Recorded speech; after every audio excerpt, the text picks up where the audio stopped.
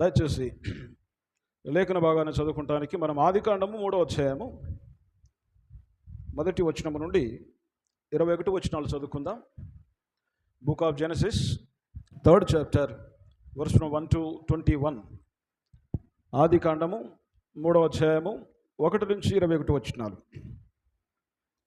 దేవుడైన యెహోవా చేసిన సమస్త భూజంతువులలో సర్పము యుక్తిగలదై ఉండెను. అది ఆ స్త్రీతో, ఇది నిజమా? ఈ తోట చెట్లలో దేని ఫలమునైనను మీరు తినకూడదని దేవుడు చెప్పానా అని అడిగాను. అందుకు స్త్రీ, ఈ తోట చెట్ల ఫలములను మేము తినవచ్చును, అయితే తోట మధ్యనున్న చెట్టు ఫలములను గూర్చి దేవుడు మీరు చావకూడనట్లు వాటిని తినకూడదనియు వాటిని ముట్టకూడదనియు చెప్పినని సర్పముతో అనెను. అందుకు సర్పము, మీరు చావనే చావరు, ఏలయనగా మీరు వాటిని తినుదనుమన మీ కన్నులు తెరవబడుననియు మీరు మంచి చెడ్డలను ఎరిగిన వారై దేవతల వలె ఉందుననియు దేవునికి తెలియనని స్త్రీతో చెప్పగా, స్త్రీ ఆ వృక్షము ఆహారమునకు మంచిదియు కన్నులకు అందమైనదియు వివేకమిచ్చు రమ్యమైనదినై ఉండుట చూచినప్పుడు ఆమె దాని ఫలములలో కొన్ని తీసుకొని తిని తనతో పాటు తన భర్తకును ఇచ్చెను. అతడు కూడా తినెను. అప్పుడు వారిద్దరి కన్నులు తెరవబడెను. వారు తాము దిగంబరులమని తెలుసుకొని అంజూరపు ఆకులు కుట్టి తమకు కచ్చడములను చేసుకుని, చలపూటను ఆదాము అతని భార్యయు తోటలో సంచరించుచున్న దేవుడైన యెహోవా స్వరమును విని దేవుడైన యెహోవా ఎదుటికి రాకుండా తోట చెట్ల మధ్యను దాగుకొనగా, దేవుడైన యెహోవా ఆదామును పిలిచి, నీవెక్కడ ఉన్నావనెను. అందుకతడు, నేను తోటలో నీ స్వరము వినినప్పుడు దిగంబరునిగా ఉంటిని గనుక భయపడి దాగుకుంటున్నాను. అందుకైన నీవు దిగంబరివని నీకు తెలిపిన వాడెవడు? నీవు తినకూడదని నేను నీకు ఆజ్ఞాపించిన వృక్షఫలమును తింటివా అని అడిగాను. అందుకు ఆదాము, నాతో నుండుకు నీవు నాకు ఇచ్చిన ఈ స్త్రీయే ఆ వృక్ష ఫలము కొన్ని నాకు ఇయ్యగా నేను తింటినను. అప్పుడు దేవుడైన యెహోవా స్త్రీతో, నీవు చేసినది ఏమిటని అడగగా, స్త్రీ, సర్పము నన్ను మోసపుచ్చినందున తింటినను. అందుకు దేవుడైన యెహోవా సర్పముతో, నీవు దీన్ని చేసినందున పశువులన్నిటిలోను భూజంతువులన్నిటిలోను నీవు శపింపబడిన దానవై నీ కడుపుతో ప్రాకుచు నీవు బ్రతుకు దినములన్నీ మన్ను తిందువు. మరియు నీకును స్త్రీకిని నీ సంతానమునకును ఆమె సంతానమునకును వైరము కలగజేసేదను. అది నేను తల మీద కొట్టును, నీవు దానిని మడిమి మీద కొట్టుదు అని చెప్పాను. ఆయన స్త్రీతో, నీ ప్రయాసమును నీ గర్భవేదనను నీకు మిక్కిలి హెచ్చించేదను, వేదనతో పిల్లలను కందువు, నీ భర్త ఎడల నీకు వాంఛ కలుగును, అతడు నిన్ను ఏలునని చెప్పాను. ఆయన ఆదాముతో, నీవు నీ భార్య మాట విని తినవద్దని నేను నీకు ఆజ్ఞాపించిన వృక్ష ఫలములు తింటివి గనుక నీ నిమిత్తము నేల శపించబడి ఉన్నది. ప్రయాసముతోనే నీవు బ్రతుకు దినములన్నీ దాని పంట తిందువు. అది ముళ్ళ తుప్పలను గచ్చ పొదలను నీకు మొలిపించును. పొలములోని పంట తిందువు. నీవు నేలకు తిరిగి చేరు వరకు నీ ముఖపు చెమట కార్చి ఆహారము తిందువు. ఏలైనగా నేల నుండి నీవు తీయబడితేవి, నీవు మన్నే గనుక తిరిగి మన్నైపోదువని చెప్పాను. ఆదాము తన భార్యకు హవ్వ అని పేరు పెట్టెను. ఏలైనగా ఆమె జీవం కలిగిన ప్రతి వానికి నీ తల్లి. దేవుడైన యెహోవా ఆదామునకు అతని భార్యకును చర్మపు చొక్కాయలను చేయించి వారికి తొడిగించెను. దేవుడి మాటలు దీవించి ఆశీర్వదించునుగాక. దయచేసి తల్ల ఉంచండి, ప్రార్థన చేసుకుందాం. ప్రేమగల తండ్రి, పరిశుద్ధమైన మా గొప్ప దేవ, నమ్మదగిన వాడా, నీతిమంతుడా, మీ పరిశుద్ధమైన నామమును కీర్తించి మహింపరుస్తున్నాం. దేవా, ఈ ఉదయకాల సమయంలో మీరు మా కోసమే కార్చినటువంటి ప్రశస్తమైన రక్తము క్రిందికి వచ్చి మీ సన్నిధిలో ప్రార్థన చేస్తుండగా మా ప్రార్థన అంగీకరించండి, ఆలకించండి. చదవబడిన వాక్య భాగములకు మీ ఆశీర్వాదములు జత చేసి మాకు విరిచి పంచిపెట్టమని కోరుచున్నాం. వాక్యము సజీవమైనది, వాక్యము జీవం కలిగినది కనుక దేవా, జీవం కలిగిన నీ వాక్యం చేత మమ్మల్ని దర్శించి మాకు నీ జీవాన్ని ప్రసాదించమని కోరుచున్నాం. ఈ ఉదయకాల సమయంలో వాక్యమును ఆధారం చేసుకుని నేరుగా మాతో మా హృదయాలతో మాట్లాడమని ప్రాధేయపడుచున్నాం. నీవు మాట్లాడితే మేము బ్రతుకుతాము నాయన, ఎందుకనగా నీ మాటలో జీవం ఉన్నది. కనుక ఈ సమయంలో వాక్యముతో మమ్మల్ని దర్శించండి. మమ్మల్ని అందరినీ కూడా మీ చేతికి అప్పగించుకుంటున్నాం. అల్పుడు నేను నన్ను నీ చేతికి సమర్పించుకుంటున్నాను. దేవా, ఈ అల్పును నీ చేతిలో భద్రపరిచి మరుగు చేసి నీ ఆత్మచేత అభిషేకించి నీవే నీ ప్రజలైన మా అందరితో మాట్లాడటం కోసమై ఈ అల్పుడును బలహీనుడైనటువంటి ఈ ఘటమును వాడుకునమని ప్రాధేయపడుచున్నా. ఏ ఆత్మచేతనైతే వాక్యమును లిఖించినారో అదే ఆత్మచేత మా మధ్యకు దిగవచ్చి మాతో మాట్లాడండి. దేవా, అదే ఆత్మచేతన ఆయన మాలో ఉండి వాక్యమును గ్రహించుట కావలసినటువంటి బయలుపాటును దయచేయండి. వాక్యమును స్వీకరించిన వారమై దేవా, నీకు అనుకూలమైనటువంటి జీవితాన్ని కలిగి జీవించి తద్వారా నీ శ్రేష్టమైన నామం నీ యొక్క లోకంలో మహింపరచుటకు సహాయం చేయమని మమ్మల్ని అందరినీ కూడా మీ చేతులకు సమర్పిస్తూ యేసుక్రీస్తు ఘనమైన నామములో ప్రార్థిస్తున్నాము. ఆమేన్. అందరూ కూర్చోనండి.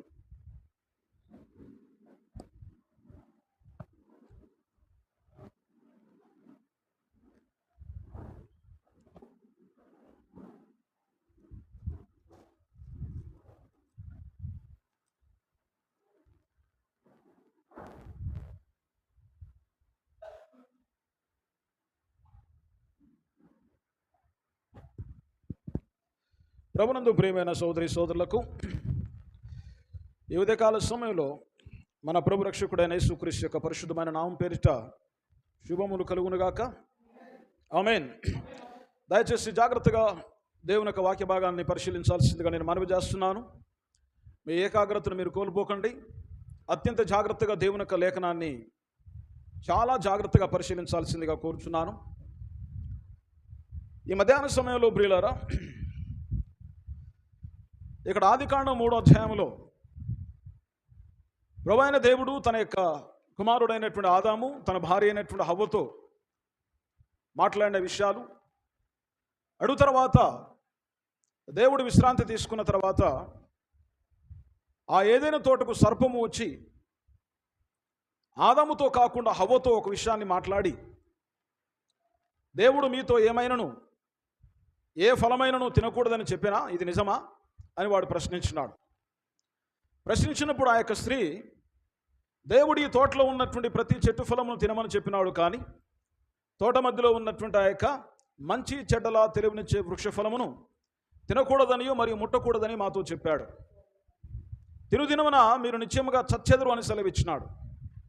అన్నప్పుడు వెంటనే సర్పం అంటున్నాడు, మీరు చావనే చావరు, మీ నేత్రములు తెరవబడతాయి, మీరు దేవతల వలె మార్చబడతారు గనక దేవుడు మీకు తినొద్దని చెప్పినాడని హవ్వను మభ్యపెట్టి లాలించి మోసము చేసి ఏం చేసినాడు, దేవుడు చేయొద్దన్నటువంటి కార్యమును హవ్వ ద్వారా జరిగించినాడు. అటు తర్వాత హవ్వ ఆదాము దగ్గరికి వచ్చి, సర్పం తన ద్వారా ఏ కార్యమునైతే వాక్య వ్యతిరేకంగా ఉన్నటువంటి కార్యమును చేయించినాడో అదే కార్యమును ఆదాముతో కూడా చేయించి ఆదామును కూడా తప్పిదములో పడవేసింది. అందుకని అపోస్తుడైన పౌలు ఏమంటున్నాడంటే, హవ్వ మోసపరచబడి అపరాధములో పడిన కానీ ఆదాము మోసపరచబడలేదు. ఎందుకు ఆదాము మోసపరచబడలేదంటే, ఆదాము దేవుని యొక్క డైరెక్ట్ ఉత్పత్తి అయి ఉంటున్నాడు. హవ్వ డైరెక్ట్గా ఉత్పత్తి చేయబడలేదు, ఆదాములో నుంచి తీయబడింది కనుక ఆమె బై ప్రోడక్ట్ అనగా ఉప ఉత్పత్తి అయి ఉంటున్నది. కాబట్టి ప్రియులారా, ఆదాము పూర్తిగా దేవుని స్వరూపమందు ఉన్నాడు, దేవుని పోలికలో ఉన్నాడు. కాబట్టి ఆదాము గురించి మనం చూసినట్లయితే సర్వాధికారమును దేవుడు ఆదాముకి ఇచ్చినాడు. కాబట్టి ఆదాము లోపల దేవుని యొక్క వాక్యము సంపూర్తిగా నివాసం చేసిన కారణాన్ని బట్టి ఆదామును సాతానుడు అనగా సర్పము మోసము చేయలేడు గనక వాడు ఆదాము దగ్గరికి రాకుండా హవ్వ దగ్గరికి వచ్చినాడు. ఎందుకు ఆదాము ఈ ప్రకారంగా చేసినాడంటే, ఆదాము అప్పటి వరకు ఒంటరిగా ఉన్నాడు, ఒంటరిగా ఉండడం మంచిది కాదని దేవుడు చూసి వానికి సాటైన సహాయమును చేయాలి అని చెప్పేసి అనుకుని ఆదాముకు గాఢ నిద్రను కలగజేసి ఆదాము ప్రక్కలోంచి ఒక ఎముకను తీసి ఆమెను స్త్రీగా చేసినట్టుగా మనం బైబిల్లో చూస్తాం. కాబట్టి ప్రియులారా, దేవుడు స్వయంగా సెలవిచ్చినాడు. ఇక్కడ వింటున్న వారందరికీ నేను చెప్పేటటువంటి ఒక ప్రత్యేకమైన విన్నపం ఏంటనగా, బయట సహోదరులు లేవనెత్తినటువంటి ప్రశ్నలు చాలా ఉన్నాయి, వాటికి మాకు సమాధానం కావాలి కావాలి కావాలి అని చెప్పేసి చాలా సందర్భాల్లో వాళ్ళు అడిగినారు. అయితే ప్రత్యేకంగా వీటికి ఈ సమాధానము ప్రశ్న ఇది అని చెప్పేసి నేను ఇప్పుడు ప్రస్తుతం మాట్లాడట్లేదు. అయితే మీరు జాగ్రత్తగా ఈ యొక్క వర్తమానం ఆలకించినట్లయితే అడిగిన ప్రశ్నలన్నిటికీ సమాధానం వీటిలో ఒకదాని తర్వాత ఒకటి వస్తూనే ఉంటుంది. కాబట్టి వినేవాళ్ళు జాగ్రత్తగా ఆలకించాల్సిందిగా కోరుచున్నాను. అయితే ఇక్కడ మనం చూస్తున్నాం, దేవుడు ఆదాము తేమని సెలవిచ్చినాడంటే, మీరు ఈ యొక్క తినవద్దని చెప్పినటువంటి పండును గనక తిన్నట్లయితే, ఫలమును గనక తిన్నట్లయితే మీరు తినుదినమున నిత్యముగా చచ్చెదరు. అనగా హవ్వ ఎప్పుడైతే దేవుని వాక్యమునకు భిన్నమైనటువంటి కార్యము జరిగించిందో, ఆమె జరిగించిన కార్యాన్ని బట్టి ఆమె తప్పనిసరిగా చనిపోవలసిందే. ఆమె చనిపోయిన తర్వాత ఆ పురుషుడైనటువంటి ఆదాము మరలా తిరిగి ఒంటరివానిగా మిగిలిపోతాడు. కాబట్టి ఆమెతో పాటు కలిసి బహిష్కారానికి గురి కావాలని ఆమెతోనే తాను కలిసి జీవించాలని, మరలా ఒంటరిగా ఉండక తాను తన భార్యతో పాటు కలిసి జీవించాలనే ఉద్దేశం చేత ఆదాముకు అది తప్పని తెలిసినప్పటికీ ఆమె చేసిన వాక్య వ్యతిరేకమైన కార్యములు ఆదాము పాలు పంచుకున్నాడు. కాబట్టి అపోస్తులైన పౌలు సెలవిస్తున్నాడు, ఆదాము మోసపరచబడలేదు, హవ్వ మోసపరచబడి అపరాధములో పడెను. కాబట్టి ఇక్కడ మనము దేవుని యొక్క లేఖనమును అత్యంత జాగ్రత్తగా పరిశీలించాలి. ఎందుకనగా వాక్యములో ప్రతి దానికి సమాధానం ఉన్నది. అయితే మనం దాన్ని చూడగలగాలి, దాన్ని గనక పరిశీలించగలగాలి. అందుకని దేవుని దగ్గరకు వచ్చినప్పుడు మనం ఏం చేయాలంటే, మనం బయట నేర్చుకున్న విషయాలు కావచ్చు, లేకపోతే మనకు బోధించినటువంటి సంఘశాఖలు, లేకపోతే అనేక రకాల వేదాంత విద్యా పాఠశాలలు, కళాశాలలు, యూనివర్సిటీలు ఎవరైతే బోధిస్తున్నారో దాన్ని మనసులో పెట్టుకోకుండా ఎంటీ మైండ్తో దేవుని దగ్గరికి వచ్చి, దేవా నాకున్నటువంటి జ్ఞానము కాదు కానీ నీ వాక్యమును నాకు బయలుపరచండి, నీ వాక్యమును నాకు తేటగా చూపించండి, వాక్యములో ఏదుందో దాన్ని గ్రహించులాగా నాకు సహాయం చేయండి అని అడిగినట్లయితే ఆయన తప్పనిసరిగా దేవుని లేఖనముతో మనతో మాట్లాడగలుగుతాడు. ఆయన మాట్లాడే దేవుడై ఉంటున్నాడు. హల్లెలూయా. కాబట్టి ఈ యొక్క సమయంలో దేవుని వాక్యమే ప్రతి దానికి సమాధానం కలిగిస్తుంది. అయితే బాధాకరమైన విషయం ఏంటిదంటే, విలియం బ్రానాం గారిని అబద్ధ ప్రవక్తగా చిత్రీకరించాలి అనేటటువంటి ఒక అత్యుత్సాహం చేత ఆయన చెప్పినటువంటి బోధలన్నీ కూడా అబద్ధమని, అది వాక్యానికి వ్యతిరేకంగా ఉన్నాయని చెప్పేసనే ఒక భ్రమను కలిగించే ఉద్దేశంతో కొంతమంది సహోదరులు, కొంతమంది డినామినేషన్ సేవకులు ఏం చేస్తున్నారంటే, అత్యుత్సాహం చేత వాళ్ళు అనేక రకాల కల్పిత గాథలు కల్పిస్తున్నారు, సృష్టిస్తున్నారు. కేవలం ఏంటంటే, వాళ్ళు గనక ఆ ప్రకారంగా చేయకున్నట్లయితే, వాళ్ళు గనక ఆ ప్రకారంగా జరిగించుకున్నట్లయితే ఎవరైనా సరే మన సంఘాల్లో ఉన్నటువంటి వారు ఆ సత్యాన్ని తెలుసుకుని వాళ్ళు వెళ్ళిపోతారేమో, ఆ సత్యానికి వాళ్ళందరూ కూడా అంగీకరిస్తారేమో, వాక్యం యొక్క బయలుపాటు వాళ్ళు కూడా వస్తుందేమో అనే భయం చేత ముందుగానే జాగ్రత్తగా ఏం చేస్తున్నారంటే, ప్రజలకు విలియం బ్రానాం గారిని ఆయన ద్వారా బోధించబడిన బోధలన్నింటినీ కూడా అత్యంత దుర్మార్గమైనవిగా వాళ్ళు కీర్తీకరిస్తున్నారు, చిత్రీకరిస్తున్నారు. అయితే వాళ్ళు చిత్రీకరించేటప్పుడు వాళ్ళ విచక్షణ జ్ఞానాన్ని కూడా కోల్పోయి, కనీసం వాళ్ళు క్రైస్తవులము, దేవుని యొక్క సేవకులం అన్న సంగతి కూడా మర్చిపోయి, నోటికి ఏదొస్తే అది మాట్లాడుతూ, కనీసం అన్యులు కూడా మాట్లాడాలన్నటువంటి ఒక భయంకరమైనటువంటి భాషను వినియోగిస్తూ, ఒక దారుణమైనటువంటి పదజాలాన్ని వాడుతూ వాళ్ళు దారుణానికి ఒడిగడుతున్నారు. దాన్ని బట్టి చూసే మనకు అర్థమవుతుంది వాళ్ళని నడిపించే ఆత్మ ఏమై ఉన్నది అనేది.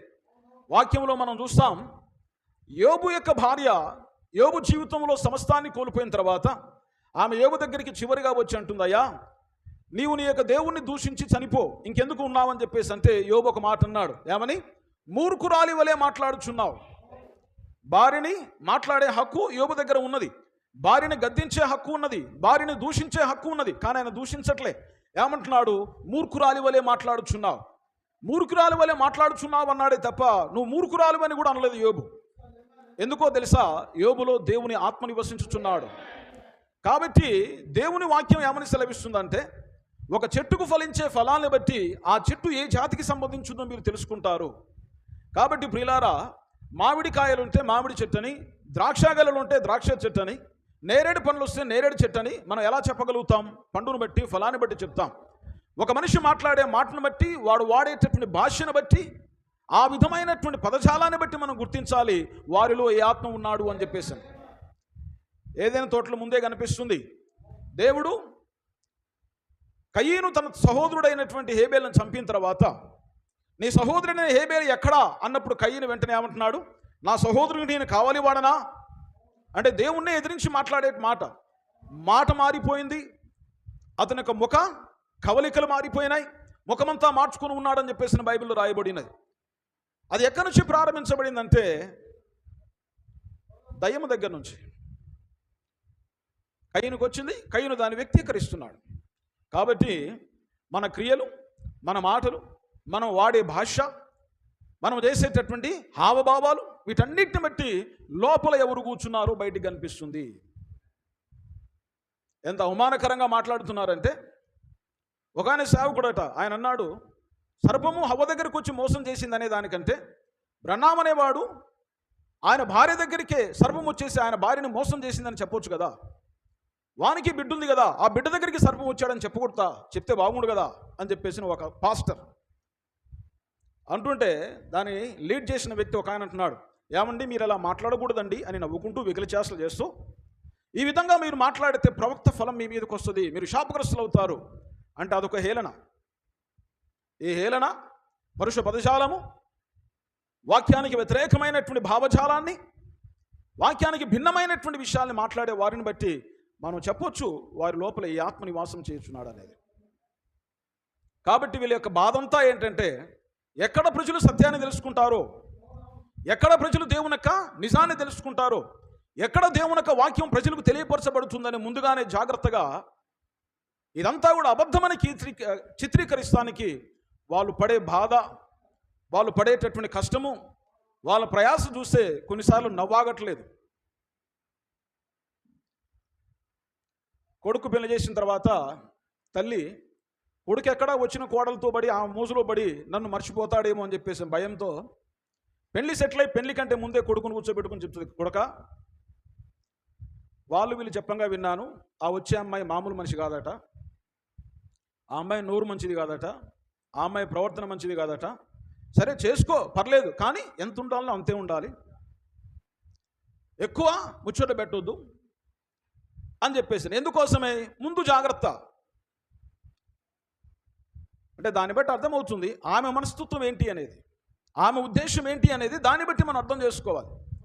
కాబట్టి ఇక్కడ వర్తమానంలోకి మనం వెళ్ళేటప్పుడు ప్రతిదాన్ని కూడా జాగ్రత్తగా పరిశీలించాల్సిందిగా నేను మనవి చేస్తున్నాను.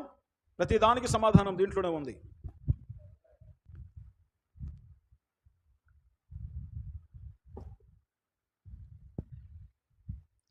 ఆ ప్రకారంగా వాళ్ళు దేవుడు చేయొద్దన్న కార్యమును చేసిన తర్వాత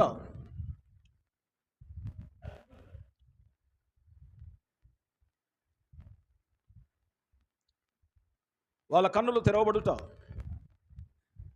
వారు దిగంబరులమై ఉన్నామని గుర్తించుట, వాళ్ళ దిగంబర శరీరాన్ని కప్పుకుంటానికి వెళ్ళిపోయి ఆకులతో కచ్చిరములు తయారు చేసుకుని వాళ్ళ శరీరాన్ని కప్పుకున్నారు.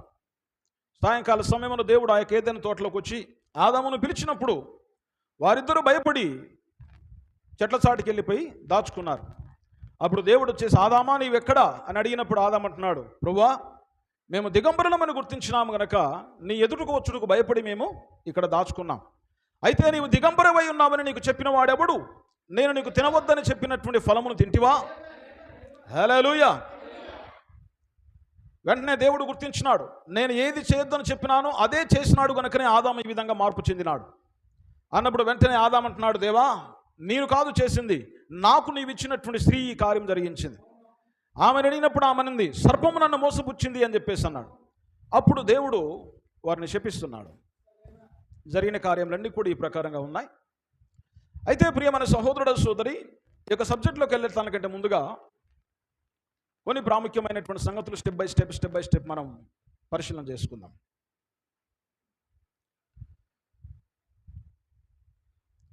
అసలు ఏదైనా తోటలో లేకపోతే దేవుడి సమస్తమైన భూమిలో ఆయన సృష్టించినటువంటి కార్యములు ఏంటి? దయచేసి గమనించండి. ఆదికాండము 2వ అధ్యాయము 9వ వచనం.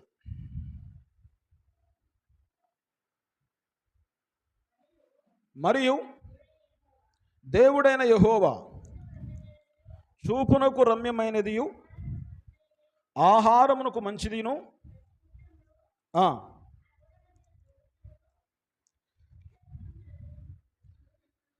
ప్రతి వృక్షమును ఆ తోట మధ్యను జీవ వృక్షమును మంచి చెడ్డలో తెలివినుచు వృక్షమును నేల నుండి మొలిపించాను. ఇక్కడ మనం చూస్తున్నాం ఈ యొక్క 9వ వచనములో ఏమ రాయబడి ఉన్నదంటే, మరియు దేవుడైన యెహోవా చూపునకు రమ్యమైనదియు ఆహారమునకు మంచిదియునైన ప్రతి వృక్షమును, తర్వాత కామబెట్టి ఆ తోట మధ్యను జీవ వృక్షమును మరలా కామబెట్టి మంచి చెడ్డల తెలివినుచు వృక్షమును నేల నుండి మొలిపించాను. అక్కడ ఉన్నటువంటి చెట్లన్నీ కూడా ఎక్కడి నుంచి మొలిపించబడ్డాయట? నేల నుండి మొలిపించబడ్డాయి. అయితే దానికంటే ముందుగా ఆదికాండము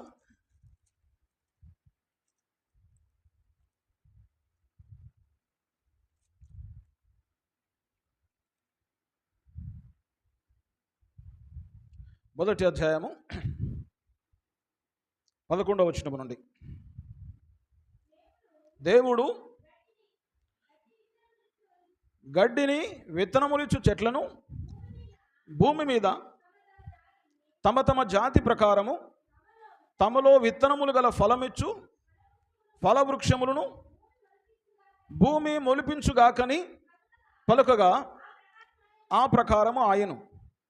భూమి గడ్డిని తమ తమ జాతి ప్రకారము విత్తనములిచ్చు చెట్లను తమ తమ జాతి ప్రకారము తమలో విత్తనములు గల ఫలవృక్షములను మొలిపింపగా అది మంచిదని దేవుడు చూచెను. అస్తమయమును ఉదయమును కలుగగా మూడవ దినమాయను. ఇక్కడ గమనించండి, ఈ యొక్క మూడవ దినమున దేవుడు సృష్టించినటువంటి సృష్టిలో ప్రాముఖ్యమైనటువంటి భాగం ఏంటిదంటే చెట్లు. ప్రతిదీ తమ తమ జాతి ప్రకారంగా విత్తనములు కలిగినవి, విత్తనములు ఇచ్చేటటువంటి ఫలములు, తర్వాత గడ్డి, రకరకాల చెట్లన్నిటి కూడా సృష్టించినప్పుడు అది మంచిది అని దేవుడు చూసినప్పుడు మూడవ దినమాయను. అంటే సృష్టించబడిన ప్రతి చెట్టు కూడా మంచిది అని చెప్పేసి దేవుడు చూసినాడు. ఓకే, తర్వాత ఇక్కడ మనము 2వ అధ్యాయంలో 9వ వచనంలో చూసినట్లయితే, మరియు దేవుడైన యెహోవా చూపునకు రమ్యమైనదిను ఆహారమునకు మంచిదునైన ప్రతి వృక్షమును ఆ తోట మధ్యను జీవవృక్షమును మంచి చెడ్డలో తెలివినిచ్చు వృక్షమును నేల నుండి మొలిపించెను. ఓకే, మూడవ దినమున సృష్టించబడిన ప్రతి చెట్టు మంచిది అని దేవుడు చూసినప్పుడు అప్పుడు అస్తమయమును ఉదయమును కలగా మూడవ దినమాయను. అది మంచిదైనప్పుడు అందులో ఉన్నటువంటి మంచి చెడ్డలో తెలివినిచ్చే వృక్షము, దాని యొక్క ఫలము మంచిదా? మంచిదేనా? కాదు కదా. అది తినువారు మరణించెదరని దేవుడు ఆజ్ఞాపించినాడు కదా. దేవుడు ఆజ్ఞాపించి ఆ చెట్టు ఫలమును తిన్నట్లయితే మీరు నిశ్చయముగా చచ్చెదరు అని చెప్పేసి అన్నప్పుడు, మరి దేవుడు మూడవ దినమున సమస్తాన్ని అనేక రకాల జాతులైనటువంటి చెట్లను మొలిపించి ఇది మంచిది అని చెప్పేసిన దేవుడు ఎట్లా అన్నాడు? దేవుడు ఎందుకు ఆ విధంగా చెప్పినాడు? కాబట్టి ఎక్కడో ఒక దగ్గర పొరపాటు ఉన్నట్లుగా మనం చిన్న సందేహం కలుగుతుంది. కాబట్టి దేవుడు అన్నాడు తప్పు చేయడు, వాక్యం అన్నాడు తప్పు మాట్లాడదు. అయితే ఒకసారి తర్జుమాను చూడాలి. అసలు ఇంగ్లీష్ నుంచి తెలుగుకి అనగా కింగ్ జేమ్స్ వర్షన్ నుంచి తెలుగులోకి తర్జుమా చేసినప్పుడు కరెక్ట్గా చేసినారా లేదా అని చెప్పేసి పరిశీలిస్తే,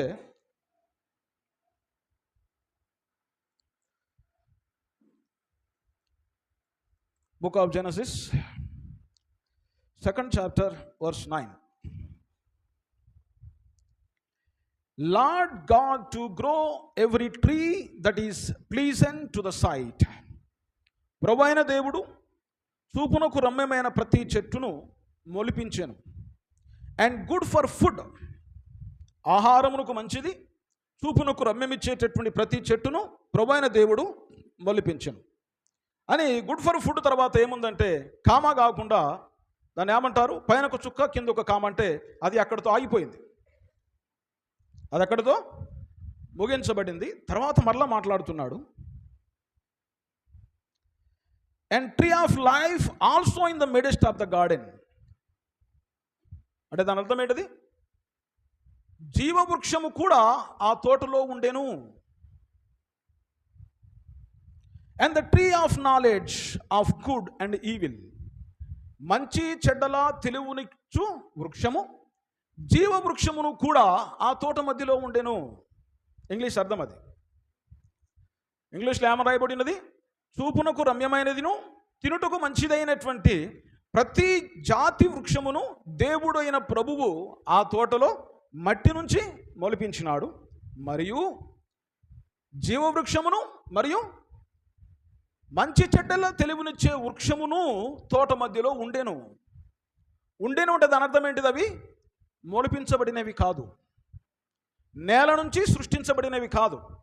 అర్థమవుతుందా? హల్లెలూయా. చెట్టు అనగా భూమి లోపల నాటబడాలి, దాని వేరు భూమిలోకి వెళ్ళాలి, భూమి నుంచి దానికి కావలసిన పోషకాలన్నీ కూడా తీసుకోవాలి. That is what God said in the Bible.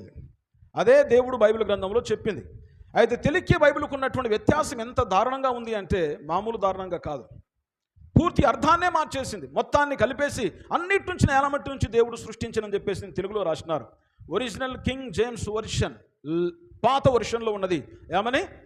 దేవుడు ప్రభువైన దేవుడు నేల మంటి నుండి ప్రతి జాతి చెట్టును మొలిపించను, అవన్నీ కూడా చూపునకు రమ్యమైనవి మరియు ఆహారమునకు మంచిదైనటువంటి ఆ యొక్క చెట్లను మొలిపించాను. అదే ప్రకారంగా జీవవృక్షమును మరియు మంచి చెడ్డల తెలుపునిచ్చే వృక్షమును కూడా ఆ తోట మధ్యలో ఉండెను. అవి అక్కడ ఉన్నాయి, కానీ అవి మొలిపించబడలేదు. అర్థం చేసుకుంటున్నారా? హల్లెలూయా. కాబట్టి ప్రియులారా, లేఖనము మనకు చాలా స్పష్టంగా చెప్తుంది, కానీ మనం చూడగలగాలి. దీన్ని బట్టి మనం అర్థం చేసుకోవాల్సింది ఏంటిదంటే, ఈ జీవవృక్షము మరియు మంచి చెడ్డల తెలివినిచ్చే వృక్షము, ఈ రెండు కూడా అందరము అనుకుంటున్నట్లుగా, అందరికీ చెప్పబడుతున్నట్లుగా, అందరికీ తెలిసినట్లుగా, అందరూ నమ్ముచున్నట్లుగా సాధారణమైన చెట్లు కావు. భూమి నుంచి మొలిపించబడినవి కాదు. దేవుడు వాక్యములు ఏమని సెలవిచ్చినాడు? ప్రతిదీ తమ తమ జాతిని తిరిగి మొలిపించునుగాక అన్నప్పుడు, ఇవి కూడా నేల నుంచి తీయబడినట్లయితే ఇది కూడా తన జాతిని మరలా తిరిగి రీప్రొడ్యూస్ చేయాలి. రీప్రొడ్యూస్ చేయకున్నట్లయితే అది దేవుని యొక్క మాటకు లోబడినట్లు కాదు. దేవుని వాక్యాన్ని బట్టి, లేఖనంలో రాయబడినటువంటి సత్యాన్ని బట్టి మనం అర్థం చేసుకోవాల్సిన విషయం ఏంటిదంటే, ఆ రెండు చెట్లు నేల నుంచి మొలిపించబడినవి కాదు. అది దేవుని యొక్క లేఖనములో మనం పరిశీలించినట్లయితే అవి రెండు కూడా ఆత్మ సంబంధమైన చెట్లు అని మనం గ్రహించగలుగుతాం. మంచి చెడుల తిరునిచ్చే వృక్షము ఆత్మ సంబంధమైన చెట్టు, జీవవృక్షము ఆత్మ సంబంధమైన చెట్టు. అయితే దేవుని లేఖనములో మనం చూసినట్లయితే చెట్లన్నీ కూడా మనుషులకు, వ్యక్తులకు సాదృశ్యంగా రాయబడి ఉన్నాయి. బైబిల్ గ్రంథంలో చాలా గ్రంథాల్లో చూస్తాం, చాలా పుస్తకాల్లో చూస్తాం, అవి సాదృశ్యంగా, చెట్లు అంటే మనుషులకు సాదృశ్యంగా చెప్పబడుతుంది. హల్లెలూయా. తర్వాత ఫలములు అనగా ఏమిటి? What is the fruit? ఫలము అనగా, మామిడి చెట్టుకు ఫలాలు ఏంటిది? మామిడి పండ్లు. జామ చెట్టుకు జామ ఫలాలు అనగా జామకాయలు. తర్వాత వచ్చేసి ద్రాక్ష చెట్టుకు ఫలములు అనగా ద్రాక్ష ఫలాలు, ద్రాక్ష పండ్లు కావచ్చు, ద్రాక్ష కాయలు కావచ్చు. అయితే ఇవి భౌతిక సంబంధమైన చెట్లు కాదు అని చెప్పేసి మనకు అర్థమవుతుంది కదా. అవి మధ్యలో ఉన్నాయి అని చెప్పబడిందే తప్ప అవి మొలిపించబడ్డాయని చెప్పేసి రాయబడలేదు. ఇప్పుడు దేవుని వాక్యాన్ని చూసినట్లయితే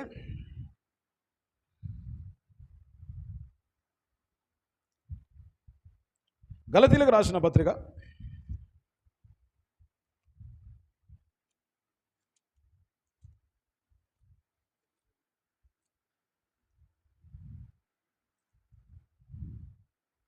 5వ అధ్యాయము 22వ వచనం.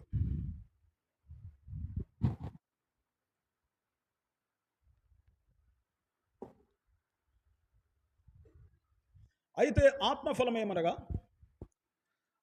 ఆత్మఫలమేమనగా ప్రేమ, సంతోషము, సమాధానము, దీర్ఘశాంతము, దయాళుత్వము, మంచితనము, విశ్వాసము, సాత్వికము, ఆశ, నిగ్రహము. ఈ యొక్క ఫలాల గురించి ఏమని రాయబడింది? ఆత్మఫలము ఏమనగా, ఆత్మ సంబంధమైనటువంటి దైవిక ఫలము ఏమనగా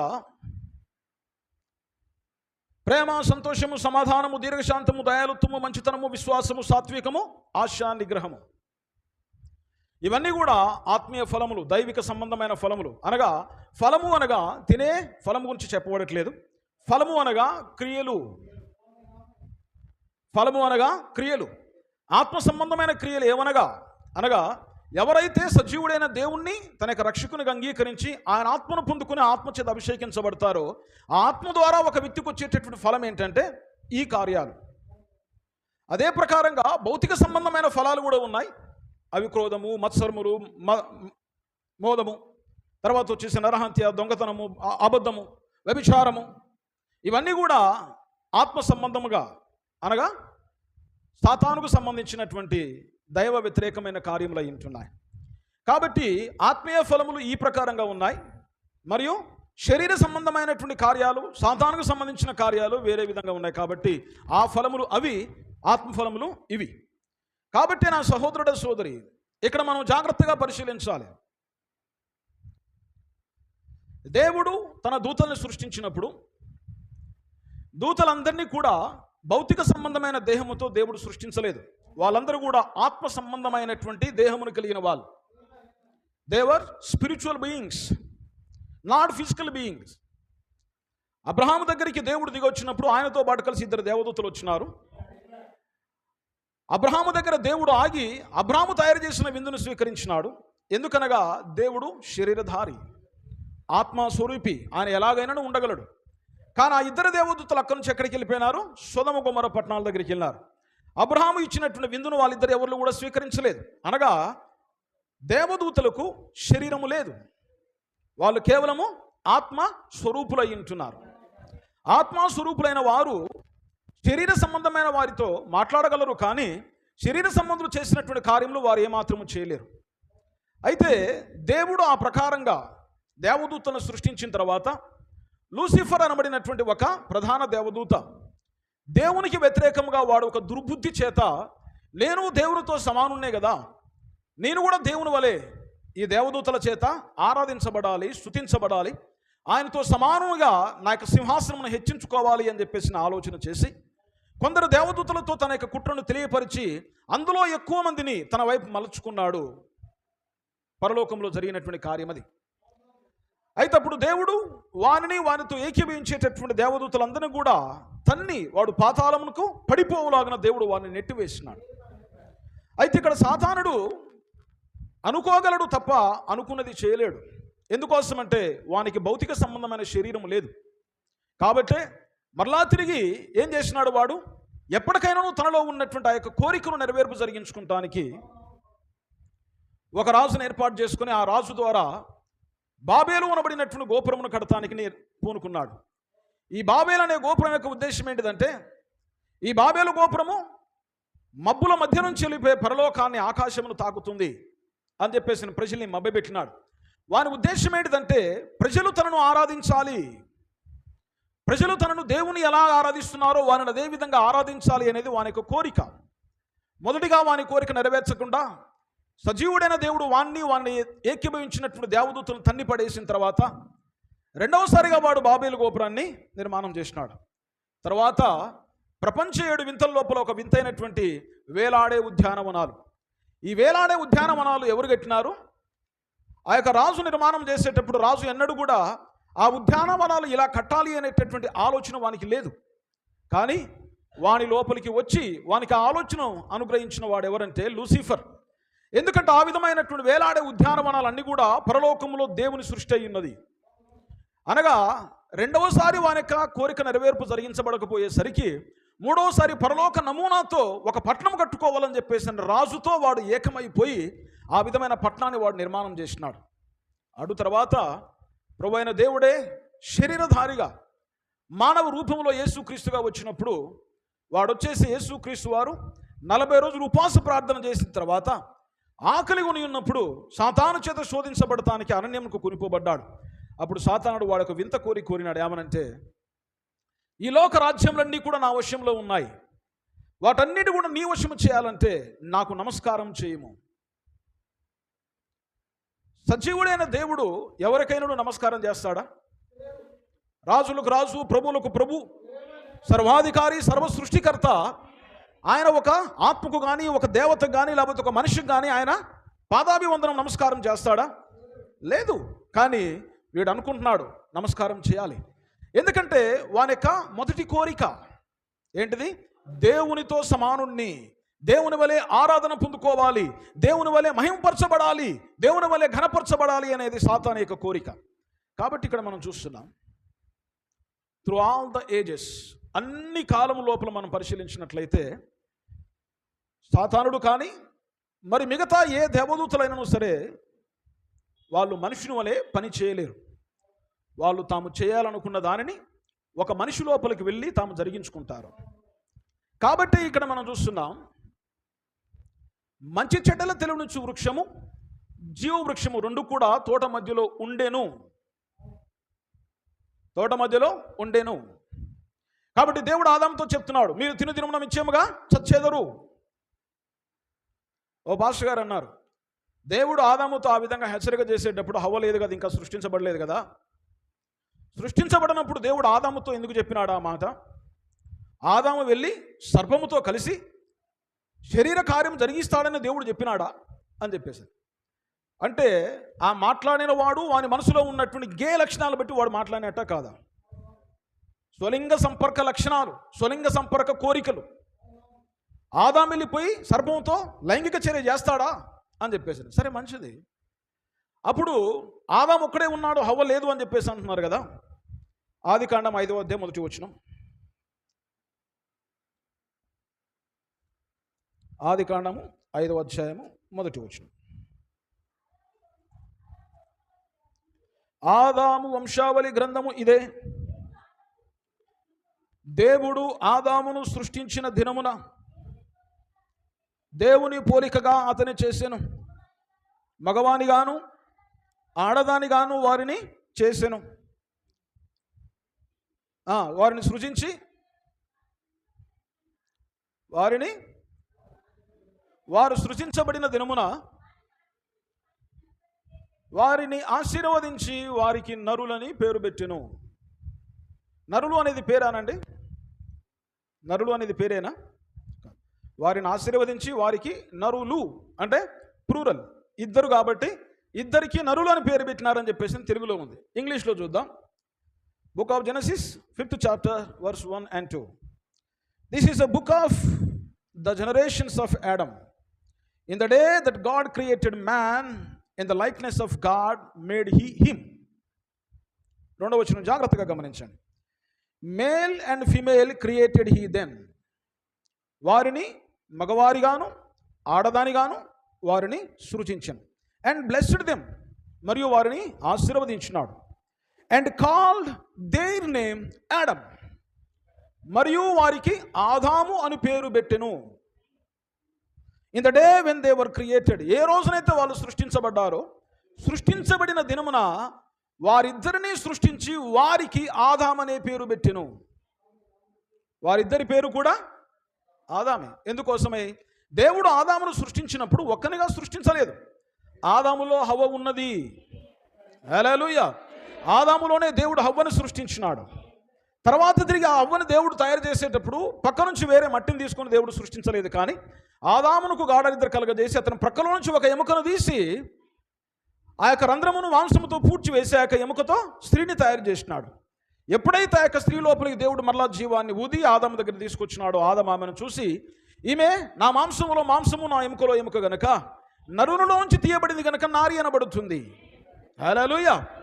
అనగా ప్రియ సహోదరుడ సోదరి, దేవుడు ఎప్పుడైతే మానవుని సృష్టించినాడో మానవుని ఒంటరిగా సృష్టించలేదు. ఆ మనిషిలోనే స్త్రీని పురుషుణ్ణి నిర్మాణము చేసి వారికి ఆదాము అనే పేరు పెట్టెను. హల్లెలూయా. ఆదాము, వారిద్దరి పేరు ఆదామేనట. కాబట్టి ఈనాడు మనం ఏం చేస్తుంటాం? లోక సమాజంలో ఏదైనా పెళ్లి కార్డు కానీ ఏదైనా ఇన్విటేషన్ కార్డు కానీ రాసేటప్పుడు ఏం చేస్తారంటే శ్రీమతి మరియు శ్రీ అని చెప్పేసి శ్రీమతి మరియు శ్రీ అని చెప్పేసి వాళ్ళ ఇంటి పేరు పెట్టి తర్వాత మార్తమ్మ గారు మరియు యాకోబు గారు, మార్తమ్మ గారు మరియు యోహాను గారు అని చెప్పేసి అంటారు. అంటే లోకస్తుల పేర్లు రాసేటప్పుడు ముందుగా శ్రీమతి వస్తుంది, తర్వాత శ్రీ వస్తాడు. తర్వాత పేర్లు రాసేటప్పుడు ముందు మరియమ్మ వస్తుంది, తర్వాత యేసేపు వస్తాడు. కానీ బైబిల్ ఎట్లా చెప్తుందంటే ఆదాము మరియు హవ్వలు ఇద్దరిని కూడా సృష్టించిన తర్వాత స్త్రీనిగాను పురుషునిగాను నిర్మాణం చేసి వారికి ఆదాం అనే పేరు పెట్టినాం. కాబట్టి క్రైస్తవ దేశాల్లో మనం చూస్తే ఏమంటారంటే Mr and Mrs John Paul. Mr and Mrs John Paul అంటే అర్థం ఏంటిది? శ్రీమతి, శ్రీ మరియు శ్రీమతి జాన్ పాల్ గారు అంటే అందులో ఇద్దరున్నారు. దేవుని యొక్క సృష్టి అదే. ఆదామును హవ్వను సృష్టించి దేవుడు ఏం చేసినాడు? వారిని ఆశీర్వదించి వారికి ఆదాం అనే పేరు పెట్టెను. When God speaking something with Adam, ఎప్పుడైతే ఆదాముతో దేవుడు ఒక విషయాన్ని మాట్లాడుతున్నాడో ఆదాముతో మాత్రమే కాకుండా ఆదాములో ఉన్నటువంటి హవ్వతోనూ దేవుడు మాట్లాడుచున్నాడు. ఆదాముకి ఇచ్చే ఇన్స్ట్రక్షన్ హవ్వకు ఇస్తున్నాడు. ఆదాముని హెచ్చరించినప్పుడు హవ్వను హెచ్చరిస్తున్నాడు. హల్లెలూయా. ప్రభునామానికి మహిమ కలుగును గాక. వాక్యము సత్యము, ఎన్నడూ వాక్యం తప్పిపోదు. వాక్యం ఎన్నడూ తప్పిపోదు. కాబట్టి ఈ ప్రజల యొక్క విపరీత ధోరణి, వింత ధోరణి మరియు దుర్మార్గపు ధోరణి. ఆదాముతో దేవుడు ఎందుకు చెప్పినప్పుడు మీరు లైంగిక చర్య ఆదాము వెళ్ళిపోయి సర్పంతో చేస్తాడని చెప్పినాడా దేవుడు? అది బుద్ధి మాలిన మాట, మూర్ఖత్వంతో కూడుకున్నటువంటి మాటలు అయి ఉంటున్నాయి. కాబట్టి ఇక్కడ మనం చూస్తున్నాం ఈ చెట్లు రెండు కూడా భౌతిక సంబంధమైన చెట్లు కాదు, ఆత్మ సంబంధమైన చెట్లు. ఇక్కడ సజీవుడైన దేవుడు ప్రేమ, సమాధానము, సంతోషము, దయాలుత్వము, దీర్ఘశాంతము, ఆశా నిగ్రహము, మంచితనము ఈ ప్రకారమైన కార్యములన్నీ కూడా ఒక విశ్వాస జీవితంలో జరుగుతున్నాయి అని చెప్పేసి దాని అర్థం ఏంటిది? దేవుడే భౌతిక శరీరధారిగా వచ్చి ఆ కార్యములు చేయట్లేదు. దేవునిలో ఆత్మ సంబంధమైనటువంటి గుణలక్షణాలు ఉన్నాయి. వాటిని ఆత్మ ఫలము అని బైబిల్ సెలవిస్తుంది. ఎప్పుడైతే ఒక వ్యక్తి సజీవుడైన దేవుని విశ్వసించి ఆయన రక్షకునికి అంగీకరించి ఆయన ఆత్మను తన లోపలికి అంగీకరిస్తున్నాడో, ఆ ఆత్మస్వరూపైన దేవుడు ఆ మనిషి లోపలికి వచ్చినప్పుడు ఆ ఆత్మ సంబంధమైన ఫలములు ఈ వ్యక్తి లోపలికి వచ్చి ఆ కార్యములు బయటికి వ్యక్తీకరించబడతాయి. అర్థం చేసుకుంటున్నారా? ఆత్మీయ ఫలమనగా ప్రేమ చూపిస్తానికి దేవుడే వచ్చి మన పక్కన నిలబడి ప్రేమను చూపించాల్సిన పనులే. దీర్ఘశాంతము, దయాలుత్వము, మంచితనము, ఆశయ నిగ్రహం ఇవన్నీ కూడా ఆత్మ సంబంధమైన ఫలము గనక ఆ ఆత్మయున్న దేవుని మనం అంగీకరించినప్పుడు ఆయనతో పాటు కలిసి ఆ ఫలాలన్నీ కూడా మన లోపలికి వస్తున్నాయి. వచ్చినప్పుడు ఏం జరుగుతుంది? ఆత్మ మనిషిలో ఉన్నది అని ఆ మనిషి లోపల ఫలించే ఫలాన్ని బట్టి, మంచితనాన్ని బట్టి, ప్రేమను బట్టి, దయాలుత్వం బట్టి, దీర్ఘశాంతమును బట్టి మనం ఏమని అర్థం చేసుకుంటాం? ఆ ఆత్మయిన దేవుడు ఈ మనిషిలో జీవిస్తున్నాడు. హల్లెలూయా. అనగా వాక్యానికి వ్యతిరేకమైన కార్యాలు కూడా, శరీర సంబంధమైన పాపము కూడా ఒక మనిషి చేయాలి అని చెప్పేసి అంటే ఆ మనిషి దగ్గరికి డైరెక్ట్గా సాతానుడు వచ్చేసి ఇదిగో నేను నీ పక్షంలో చేస్తాను, నువ్వు పక్కన నిలబడి నేను చేస్తానని చెప్పేసిన వాడు చేయడు. అవి కూడా వాని గుణలక్షణాలు గనక ఆ దురాత్మ ఈ మనిషి లోపలికి వచ్చినప్పుడు ఈ వ్యక్తి ద్వారా వాడు కార్యములు జరిగిస్తాడు. కారణం ఏంటంటే వానికి శరీరము లేదు గనక. Are you getting my point? వానికి శరీరము లేదు గనక వాడొక మనిషి లోపలికి తనకి గుణలక్షణాన్ని పంపించి ఆ వ్యక్తి ద్వారా జరిగించి వాడు సంతోషపడతాడు, ఆనందపడతాడు, గర్వంగా ఫీల్ అయిపోతాడు. ఎస్, వీడి ద్వారా నా యొక్క కోరిక నెరవేర్చుకున్నాను. దొంగతనము సాతాను నుంచి డైరెక్ట్గా చేయట్లే.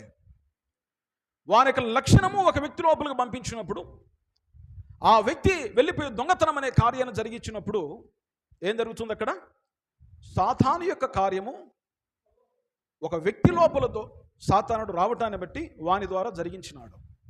అబద్ధము అదే జరిగింది, నరహత్య అలాగనే జరిగింది, వ్యభిచారము అలాగనే జరిగింది, దూషణ అలాగనే జరిగింది. ఆత్మ సంబంధమైన ఫలములన్నీ కూడా క్రీస్తులో ఉన్నటువంటి ఫలాలని క్రీస్తు ఒక మనిషిలో జీవించినప్పుడు అతడు జరిగించే క్రియలన్నీ కూడా దేవుడు ఆ వ్యక్తి ద్వారా జరిగించినాడు. సాతాను యొక్క వాక్య వ్యతిరేకమైన పాపంతో కూడుకున్న కార్యములన్నీ కూడా, ఫలములన్నీ కూడా సాతానుడు ఒక వ్యక్తిని వాడుకోవటాన్ని బట్టి వాని లోపలికి వచ్చి వాడు జరిగిస్తున్నాడు, నెరవేర్పు జరిగిస్తున్నాడు. హల్లెలూయా. అర్థమైంది అనుకుంటున్నాను. హల్లెలూయా. కాబట్టి ఇక్కడ సాతానుడు ఏం చేస్తున్నాడంటే మొట్టమొదటిగా వానికంటూ ఒక రాజ్యం ఉండాలనుకున్నాడు. వాడు దేవునితో సమానుడిగా ఉండాలనుకున్నాడు. దేవుని కంటే తన సింహాసనాన్ని చాలా ఉన్నతమైనదిగా ఉంచుకోవాలని చెప్పేసి అనుకున్నాడు. కాబట్టి అది నెరవేర్పు జరిగించబడపోయేసరికి వాడు మరలా తిరిగి ఇంకొక ప్రయత్నం ఏం చేస్తున్నాడంటే అనుకున్నది ఏది చేయలేకపోతున్నాడు. కారణం ఏంటంటే వానికి శరీరం లేదు. కాబట్టి ఇప్పుడు వాడు సెకండరీ ఏమనుకున్నాడంటే వానికి భౌతిక సంబంధమైనటువంటి ప్రజలు, పిల్లలు కావాలి. దేవుడేమో ఏదైనా తోటలోకి వెళ్ళిపోయి నా కుమారుడా అని చెప్పేసి ఆదాముతో సంతోషంగా మాట్లాడుచున్నాడు. దేవుడు సింహాసనం మీద కూర్చుండి దేవదూతల చేత స్తుతించబడుతుంటే, మహింపరచబడుతుంటే వీడు భరించలేకపోయినాడు కదా.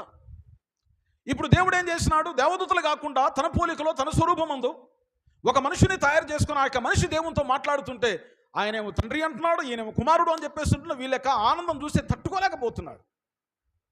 వాళ్ళ ఆనందాన్ని చూసి, వాళ్ళ యొక్క సంతోషాన్ని చూసి ఇక సాతానుడు Lucifer he was unable to control himself. ఎట్లా? వానికి కూడా ఒక శరీర సంబంధమైనటువంటి సంతానము కావాలి.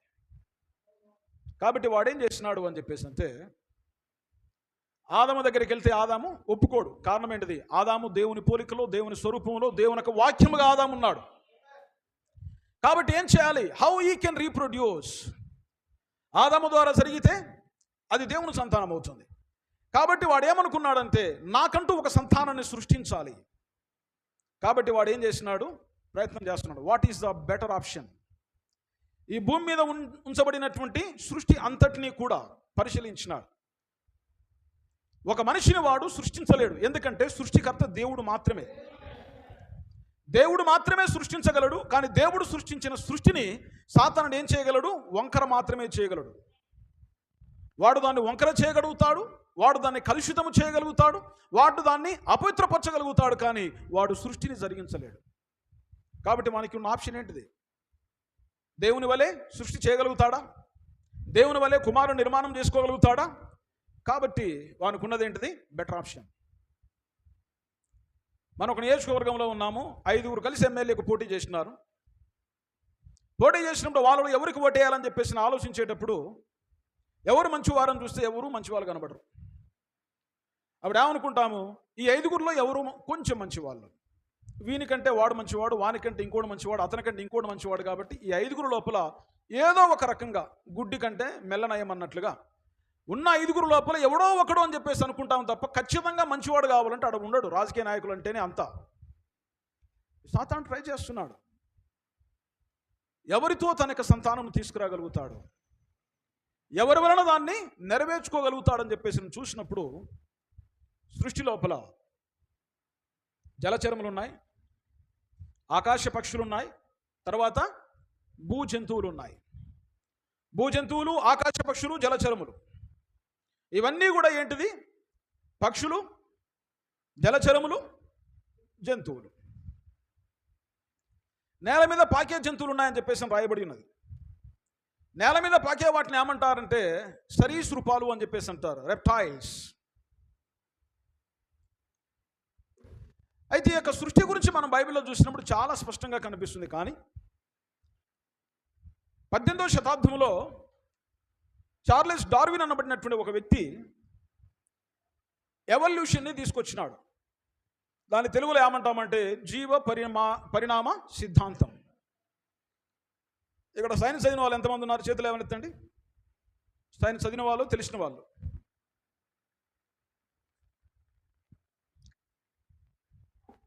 ఎవల్యూషన్, జీవ పరిణామ సిద్ధాంతం. ఈ యొక్క జీవ పరిణామ సిద్ధాంతం ఏంటి అంటే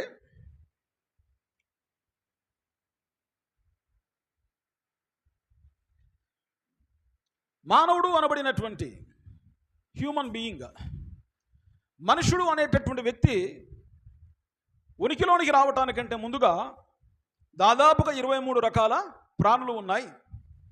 మొట్టమొదటి ప్రాణి వచ్చేసి అమీబా. అమీబా అంటే ఒకే అణువు ఉన్నటువంటిది, అణువు.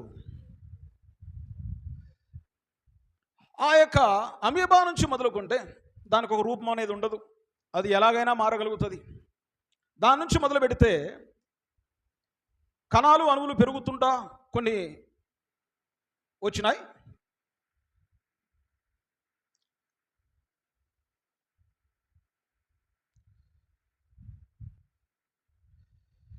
ఇక్కడ అమీబా, తర్వాత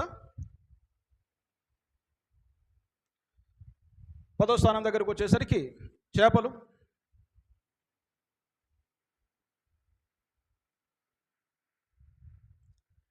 తర్వాత వచ్చేసి బల్లులు, తొండలు, డైనోసార్, తర్వాత వచ్చేసి 2 కాళ్ళు కింద ఉంచి 2 కాళ్ళు పైకి లేపగలిగినటువంటి కంగారు, తర్వాత వచ్చేసి కోతి, కోతి తర్వాత చింపాంజీ, చింపాంజీ తర్వాత ఇంకొక దగ్గర ఉన్నటువంటి ఇంకొక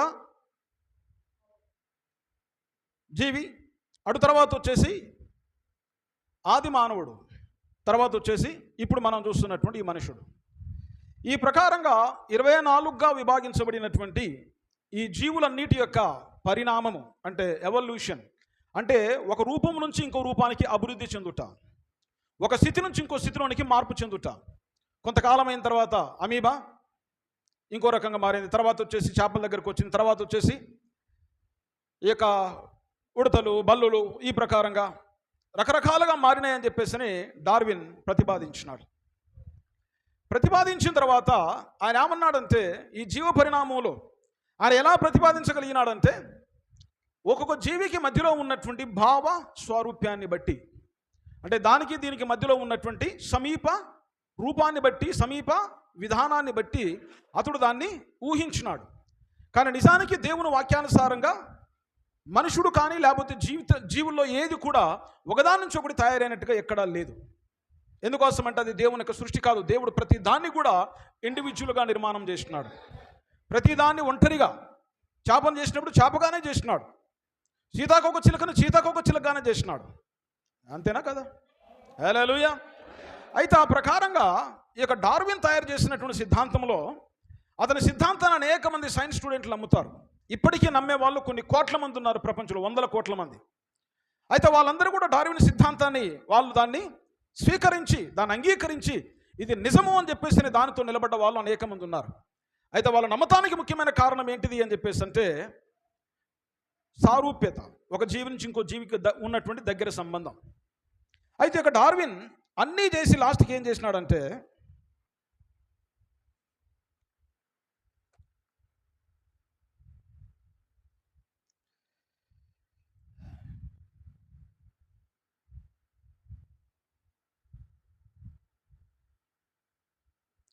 Charles Darwin was the first man to talk about evolution. ఇక జీవ పరిణామ సిద్ధాంతం గురించి మొట్టమొదటిగా మాట్లాడేవాడు Charles Darwin. However Darwin asked one day, అయినప్పటికీ ఒక రోజున డార్విన్ ఏమని అడిగినాడంటే, why can I not find the missing link between animals and men. జంతువులకు మనిషికి మధ్యలో ఉన్నటువంటి పోగొట్టబడినటువంటి ఆ యొక్క మిస్సింగ్ లింక్ని నేను ఎలా పోగొట్టుకున్నాను, అసలు నేను ఎందుకు కనుగొనలేకపోతున్నాను. 1వ నెంబర్ నుంచి 23వ నెంబర్ వరకు బాగానే ఉంది, కానీ చింపాంజీ నుంచి మనిషి దగ్గరికి వచ్చేసరికి చింపాంజీ మాట్లాడలేదు, మనిషి వలె నిలబడలేదు, మనిషి వలె నడవలేదు, మనిషి వలె జీవించలేదు. అయితే వాటి లోపల రక్తం కావచ్చు, వాటి లోపల శరీర నిర్మాణం కావచ్చు, అంతా దగ్గర పోలికలు ఉన్నాయి. కోతి, కొండముచ్చు, చింపాంజీ దగ్గర అనిపిస్తుంది. అయితే చింపాంజీ నుంచి మనిషి దగ్గరకు వచ్చేసరికి ఇంకా దగ్గర స్వరూపం కలిగినటువంటి ఇంకొక జీవి కనిపించలేదు ఆయనకు. ఆయన ఏమన్నాడంటే, ఆ మిస్ అయిన లింక్ను నేను ఎందుకు కనుగొనలేకపోయినాను, నేను దాన్ని కనుగొనకుండానే అసంతృప్తిగా చనిపోతున్నానే అని చెప్పేసి చార్లెస్ డార్విన్ బాధపడ్డాడు. అయితే దాన్ని బట్టి అతడు చెప్పిన సిద్ధాంతం నిజమని నేను చెప్పట్లేదు, కాకపోతే అతడు ప్రతిపాదించిన సిద్ధాంతాన్ని బలపరచు రీతిగా మనిషికి చింపాంజీకి మధ్యలో ఇంకా దగ్గర సంబంధం కలిగినటువంటి ఏదో ఒక జీవి ఉన్నది, ఏదో ఒక జంతువు ఉన్నది. అర్థమవుతుందా? హల్లెలూయా. అయితే ఇక్కడ మనం చూస్తున్నాం, చాలామంది బైబిల్ గ్రంథంలో చెప్పబడినటువంటి సర్పం గురించి మాట్లాడుతూ అది పామండి అని చెప్పేసి అంటారు. అయితే మన సైన్స్ ఈనాడు ప్రతిపాదించిన ప్రకారంగా జీవుల లోపల ప్రతిపాదించబడినటువంటి యొక్క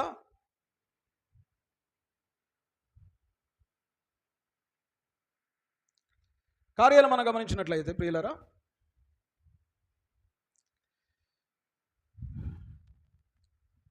జలచరములు అంటే నీటిలో ఈదేటివి, ఆకాశ పక్షులు అంటే ఆకాశములో ఎగిరేటివి, భూజంతువులు భూమి మీద జీవించేటటువంటి జంతువులు. ఆ భూజంతువుల లోపల కూడా సాధు జంతువులు ఉన్నాయి, అడవి జంతువులు ఉన్నాయి. సాధు జంతువులు అంటే మనిషితో మమేకమైపోయి వాళ్ళ జీవనంలో భాగమైపోయినటువంటి జంతువులు. కుక్కలున్నాయి, గుర్రాలున్నాయి, గాడిదలున్నాయి, పిల్లులున్నాయి, మేకలున్నాయి, ఆవులున్నాయి, గేదెలున్నాయి. ఈ ప్రకారంగా మనిషితో మమేకమై జీవించేటటువంటి డొమెస్టిక్ యానిమల్స్ అని చెప్పేసి అంటాం. తర్వాత వచ్చేసి అడవిలో జీవించేటటువంటి అడవి జంతువులు అని చెప్పేసి అంటాం. అయితే ఈ యొక్క భూజంతువుల లోపల ఇంకొక రకమైనటువంటి ఒక కేటగిరీ ఉంది, దాన్ని ఏమంటారంటే రెప్టైల్స్ అంటే సరీసృపాలు. ఈ సరీసృపాలు అనేటటువంటి ఆ యొక్క జాతిలో ఉన్నటువంటి ఏంటిదంటే, మొదటిది పాము, రెండవది తాబేలు. ఎందుకు సరీసృపాలు అంటున్నామంటే అవి నీటిలో జీవించగలవు, భూమి మీద జీవించగలవు, అవసరమైతే చెట్టు మీద జీవించగలవు. అంటే 3 రకాలుగా జీవించగలుగుతాయి కనుక వాటికి సరీసృపాలు రెప్టైల్స్ అని చెప్పేసి పేరు పెట్టినారు. ఈ పాము నీటిలో ఈదగలుగుతుంది, భూమి మీద నడవగలుగుతుంది, చెట్టు మీదకి ఎక్కగలుగుతుంది. తాబేలు భూమి మీద మరియు నీళ్ళలో ఉండగలుగుతుంది. క్రోకడైల్ మొసలి నీళ్ళలోనూ భూమి మీద ఉండగలుగుతుంది. తర్వాత చెమీలియన్ అంటే ఊసరవెల్లి, తర్వాత కొమడో డ్రాగన్, తర్వాత వచ్చేసి గీకో, తర్వాత వచ్చేసి ఇగువానా, తర్వాత వచ్చేసి డైనోసార్. ఈ ప్రకారంగా వీటన్నిటిని కూడా రెప్టైల్స్ అని చెప్పేసి చెప్పాల్సినటువంటి పరిస్థితి ఏర్పడింది. అయితే ఇక్కడ రెప్టైల్స్లో పాము కనిపిస్తుంది. అయితే దేవుని వాక్యంలో చూసినట్లయితే భూజంతువులన్నిటి లోపల సర్పము యుక్తిగలదై ఉన్నది అని చెప్పేసి రాయబడి. జంతువులన్నిటి లోపల ఫస్ట్ ర్యాంక్ ఎవరికి వస్తుందట? సర్పానికి. అన్నిటి లోపల యుక్తి గలది. ఇక్కడ చాలా జాగ్రత్తగా పరిశీలించాలి ఈ యొక్క విషయాన్ని. సాతానుడు ఏ జంతువు కోసమైతే ఎదురు చూస్తున్నాడో, మనుషుల్లో వానిక మాటను విని దాని ప్రకారంగా జరిగించగలిగినటువంటి వాళ్ళు ఎవరు కూడా లేరు. కాబట్టి ఇప్పుడు వాడు తన యొక్క సంతానమును భూమి మీదకి తీసుకురావాలి అని చెప్పేసి అంటే, వాడు దేనికోసం వెతుకుతున్నాడు అని చెప్పేసి అంటే, మనిషికి దగ్గర సంబంధం కలిగిన వాడు, మనిషి రక్తంతో కలవగలిగిన వాడు, మనిషి యొక్క డిఎన్ఏతో మిక్స్ కాగలిగిన వాడు. ఎప్పుడైతే వాడు పరిశీలించినాడో కనిపించింది ఎవరు అంటే సర్పము. హల్లెలూయా. సర్పము వానికి దొరికినప్పుడు సర్పములో దూరి, ఎందుకంటే వాడు డైరెక్ట్గా ఏ పని చేయలేడు కాబట్టి వాడు సర్పములో దూరి అవ్వ దగ్గరికి వచ్చినాడు.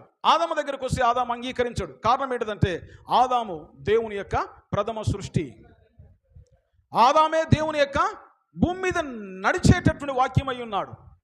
కాబట్టి ఆదాము దగ్గర వాని పప్పులు ఉడుకు కాబట్టి వాడేం చేసినాడు, మనిషికి దగ్గర సంబంధం ఉన్నటువంటి ఒక డార్విన్ చెప్పినట్లుగా ఒక మిస్డ్ లింక్ అయినటువంటి ఆ యొక్క సర్పం దగ్గరికి వాడు వచ్చినాడు.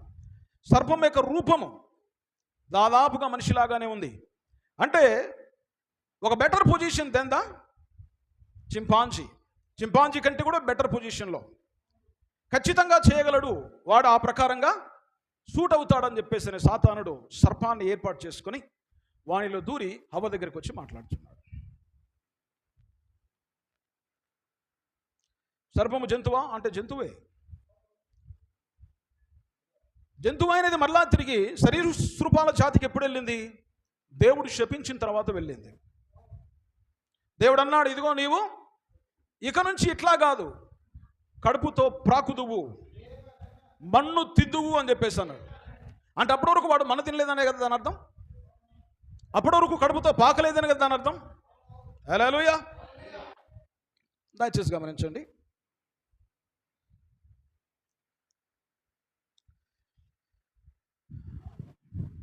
What scientist don't know yet is when they evolved.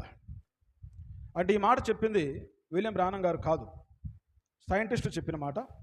Darwin సిద్ధాంతం గురించి వికీపీడియాలో నేను సెర్చ్ చేసేటప్పుడు వచ్చినటువంటి అధికారిక సంబంధమైనటువంటి ఆర్టికల్ ఇది వికీపీడియాలో. What scientist don't know yet is when they evolved అంటే ఈ పాములు ఎప్పుడు జీవ పరిణామం చెందినాయి అనేది ఈ యొక్క సైంటిస్టులు కూడా సరిగా తెలియదు, పర్టిక్యులర్గా ఖచ్చితంగా తెలియదు. వై దే ఎవాల్వ్డ్, ఎందుకు అవి పరిణామం చెందాయి, and what type of lizard they evolved from, ఏ విధమైనటువంటి యొక్క బల్లి నుంచి అవి మార్పు చెందినాయి. This fossil answers some very important questions. ఈ యొక్క శిలాజం అంటే ఎన్నో వందల వేల సంవత్సరాల క్రితం చనిపోయినటువంటి ఒక జంతువు యొక్క ఏమంటాం దాన్ని, ఎముకల గూడు, దాని యొక్క రూపం. ఈ యొక్క ఫాసిల్ అనేది చాలా ప్రాముఖ్యమైనటువంటి ప్రశ్నలకు సమాధానం చెప్తుంది. ఉదాహరణకు, it now seems clear to us that snakes evolve from burrowing lizards, not from marine lizards.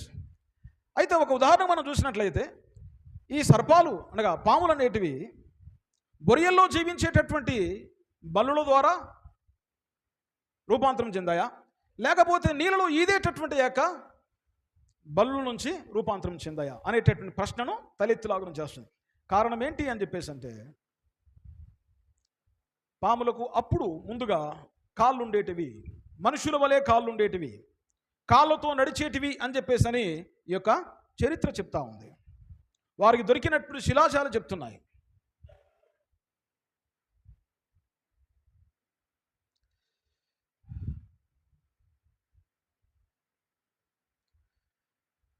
Doctor లాంగ్రిచ్ ఏమన్నాడంటే, he said a four-legged snake seemed fantastic as an evolutionary biologist, just too good to be true. అది ఎంత మంచిగా ఉందంటే నిజమే అని మనం నమ్మగలిగినంత మంచిగా ఉన్నది. ఎట్లా, 4 కాళ్ళు కలిగినటువంటి యొక్క పాము. ఈ యొక్క బయాలజీ ప్రకారంగా నేను ఒక బయాలజిస్ట్గా చెప్పగలుగుతున్నాను. It was especially interesting that it was put on display in a museum where anyone could see it. మ్యూజియంలో ఆ యొక్క శిలాజం పెట్టబడింది, ప్రతి ఒక్కరూ చూడగలిగినట్లుగా. కాబట్టి నా ప్రియ సహోదరుడు సోదరి,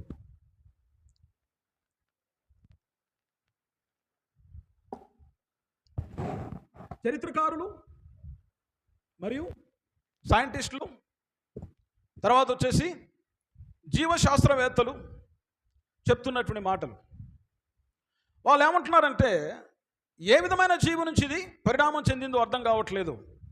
బొరియల్లో జీవించే వాటి నుండా, లేకపోతే సముద్రంలో నీళ్ళలో ఈదేటటువంటి వాటి నుంచి అది పరిణామం చెందిందా మాకు అర్థం కావట్లేదు అని చెప్పేసి వాళ్ళు మాట్లాడినారు.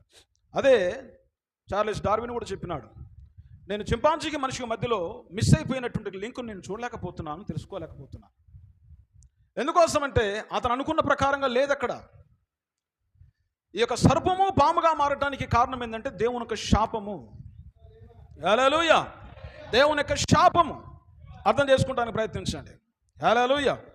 కాబట్టి ప్రియ సహోదరుడు సోదరి, బైబిల్ గ్రంథంలో చూద్దాం. 2 కొరింథీ 11:2.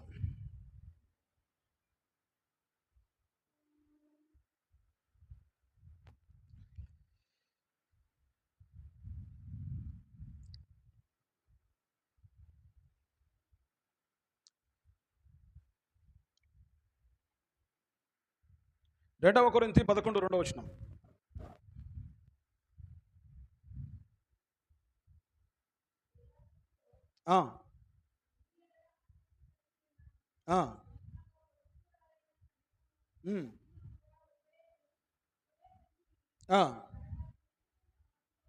క్రీస్తుకు సమర్పించవలనని మిమ్మును ప్రదానము చేసితిని గాని సర్పము తన కుయుక్తి చేత హవ్వను మోసపరిచినట్లు మీ మనసులను చెరపబడి సరళత నుండి. ఇక్కడ గమనించండి, ముందుగా మనం చూసినట్లయితే క్రీస్తుకు మిమ్మల్ని ప్రదానం చేశాను. ఎందుకోసము అని చెప్పేసి అంటే, ఒక్కడే పురుషునికి మీరు ఉండాలని చెప్పేసి. కానీ నా భయం ఏంటిదనగా, సర్పము తన కుయుక్తి చేత హవ్వను మోసపుచ్చినట్లు సాతాను కూడా మిమ్మల్ని మోసపుచ్చునేమో అని చెప్పేసి నేను ఆయన వేదన పడుతున్నట్లుగా, బాధపడుతున్నట్టుగా తన యొక్క లేఖనములో, పత్రికలో రాస్తూ ఉంటున్నాడు. అంటే ఆయన ఏమంటున్నాడు, సంఘము సజీవుడైన దేవునికి, ప్రభువైన యేసుక్రీస్తుకి, ఒకే పురుషునికి ఈ యొక్క స్త్రీ కట్టుబడి జీవించాలి, ఒకే పురుషుని పట్ల నమ్మకంగా జీవించాలి, ఒకే పురుషునితో సహవాసం కలిగి ఉండాలి, సంబంధం కలిగి ఉండాలి. అది నా ఉద్దేశం అయి ఉంటే, సర్పము ఎలాగైతే తన కుయుక్తి చేత హవ్వను మోసం చేసిందో, మీ మనసులు కూడా మోసపరచబడతాయేమో అని చెప్పేసి నేను భయపడుతున్నాను అన్నట్లుగా పౌలు మాట్లాడుచున్నాడు. అంటే అక్కడ ఆయన మాట్లాడేది దేని గురించి? మోసపరచబడటం అంటే, మోసపరచటము అంటే ఏ ఉద్దేశంతో పౌలు మాట్లాడుతున్నాడో మనం దాన్ని కొంచెం మనసు పెడితే అర్థం చేసుకోగలుగుతాం. ప్రియులారా, ఇక్కడ మోసం చేయుట, మోసపరచుట అనేటటువంటి పదానికి అర్థం ఏంటిది? ఇంగ్లీష్లో ఏమి రాయబడిందంటే బిగాయిల్డ్ అని చెప్పేసి రాయబడి ఉన్నది. బిగాయిల్డ్ అంటే మోసం చేయుట, మోసం చేయబడుట, మోసం చేయటం. అయితే ఒక సేవకుడు మాట్లాడుతూ, బిగాయిల్డ్ అంటే మోసపుచ్చుట అంటే శారీరకంగా కలవటమేనా? సాతాను ఈనాడు లోకంలో ఉన్న వారందరినీ మోసం చేస్తున్నాడు, ప్రతి ఒక్కరితో శరీరంగా కలుస్తున్నాడా? ఈనాడు వచ్చేసి ఈయన చెప్తున్నాడు, పౌలు అంటున్నాడు, సర్పము మోసం చేసినట్టుగా మీ మనసులు కూడా మోసపరచబడతాయని చెప్పేసి అంటే, సంఘాల్లో ఉన్నటువంటి ప్రతి స్త్రీని, ప్రతి పురుషుడు సాతాను వచ్చేసి శారీరకంగా కలుస్తాడా అని చెప్పేసి ఒక తెలివి కలిగినటువంటి ఒక గొప్ప మనిషి మాట్లాడుతున్నాడు. గమనించండి ప్రియులారా, బిగాయిల్డ్, మోసము చేయటము అనే మాటకు అర్థం ఏంటిదంటే, అది సందర్భాన్ని బట్టి ఉంటుంది.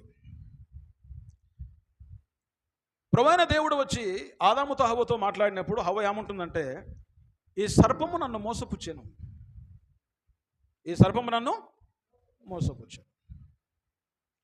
సందర్భాన్ని బట్టి ఒక వ్యక్తి వచ్చి మాయమాటలు చెప్పి మన ఇంట్లో దొంగతనం చేసినాడు, మనం ఏమంటాం? అయ్యా మమ్మల్ని మోసం చేసినాడండి అంటే దాని అర్థం ఏంటిది? అక్కడ జరిగింది దొంగతనము కనుక మోసం చేయటం అంటే దొంగతనము చేయటం గాను మోసం చేయటం, అంతేనా? తర్వాత వచ్చేసి ఒక మనిషి మనల్ని తీసుకెళ్ళి అబద్ధాలు చెప్పి ఏదో ఒక గవర్నమెంట్ స్థలాన్ని మనకు అమ్మించినాడు. మనం దాన్ని కొన్నాము, తర్వాత వచ్చేసి రిజిస్ట్రేషన్ కూడా చేసుకున్నాం. వచ్చిన తర్వాత అది ఫాల్ట్ ఫేక్ అని తెలిసిన తర్వాత అయ్యో పలానా వ్యక్తి మమ్మల్ని మోసం చేసినాడు అంటారు. అంటే దాని అర్థం ఏంటిది? జరిగింది స్థలంకు సంబంధించినటువంటి మోసం కనుక అక్కడ మోసం అంటేనేమో స్థలాన్ని, దొంగ స్థలాన్ని అంటగట్టడం. ఇక్కడ మోసం చేయటం అంటేనేమో దొంగతనము చేయటం. అక్కడ మోసం చేయటం అంటేనేమో శరీర కార్యం జరిగించడం. హల్లెలూయా. వాక్యములో సందర్భాన్ని బట్టి ఆ పదము వినియోగించబడింది కాబట్టి ఆ పదము ప్రతి దగ్గర అదే ప్రకారంగా అన్వయించడం అనేది సరికాదు. కాబట్టి ఇక్కడ పౌలు ఏమంటున్నాడంటే, ఒకే పురుషునికి మిమ్మల్ని ప్రదానము చేయాలని చెప్పేసి నేను అనుకున్నానంటే you must be live for only one person which is God. దేవుడయ్యున్నటువంటి ఆ యొక్క క్రీస్తుకి మీరు మాత్రమే ఒక్క వ్యక్తితోనే జీవించాలని చెప్పేసి అనుకున్నాను. కానీ ఒకవేళ సాతానుడు హవ్వని మోసం చేసినట్టుగా తన కుయుక్తి చేత మిమ్మును మోసం చేయనేమో అంటే ఏ ఉద్దేశంతో ఆయన మాట్లాడుతున్నాడు అంత మాత్రం అర్థం కావట్లేదా? అక్కడ జరిగినటువంటి విషయాన్ని బట్టి ఆయన ప్రస్తావిస్తూ, అక్కడ ఆ యొక్క స్త్రీ తన భర్తకు నమ్మకంగా ఉండవలసి ఉన్నది, కానీ సాతాను కుయుక్తి చేత ఆమెను మోసం చేశాడు. హల్లెలూయా. ఇక్కడ ఇంకొక ప్రాముఖ్యమైన విషయం, హవ్వ వ్యభిచరించింది, హవ్వ తప్పిదము చేసింది, హవ్వ వ్యభిచారి అని చెప్పేసి అని అంటున్నారు అని చెప్పేసి ఆ డినామినేషన్ సహోదరులు ప్రతి దగ్గర మాట్లాడుతున్నారు. ఆ సహోదరులకు నేను ప్రత్యేకంగా మనవి చేసేది ఏంటంటే, అయ్యా, ఇంతవరకు ఇన్ని సంవత్సరాల్లో మేము ఎవ్వరము ఏనాడు కూడా హవ్వ వ్యభిచారం చేసింది అని చెప్పలేదు.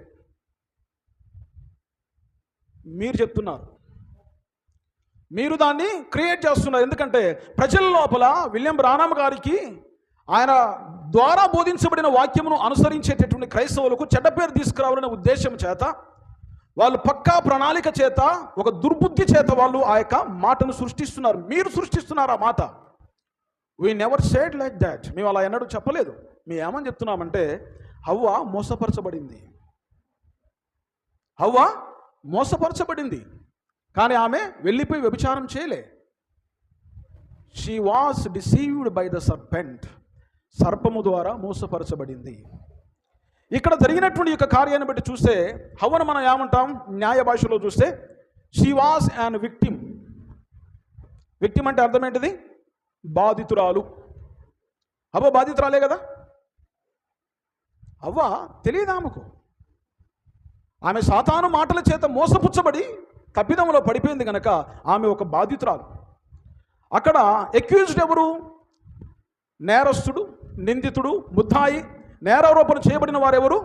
సర్పం. దాన్ని ప్రేరేపించి నడిపించిన వాడెవడు? లూసిఫర్. కాబట్టి ఇక్కడ మనకున్నటువంటి రాజ్యాంగ ప్రకారంగా న్యాయ భాషలో కోర్టులో కేసు రాసేటప్పుడు ఏం చేస్తారు? పోలీస్ స్టేషన్లో కేసు రాసేటప్పుడు అక్యూజ్డ్ 1 లూసిఫర్, అక్యూజ్డ్ 2 సర్పము, అండ్ విక్టిమ్ హవ్వ. అంతేనా? అంతేనా కదా? హవ్వ విక్టిమ్, సర్పము మరియు లూసిఫర్ అక్యూజ్డ్, అంటే నేరస్తులు, నిందితులు, ముద్దాయిలు. ఉదాహరణకు ఒక మాట చెప్తాను నేను, జరిగినటువంటి విషయం.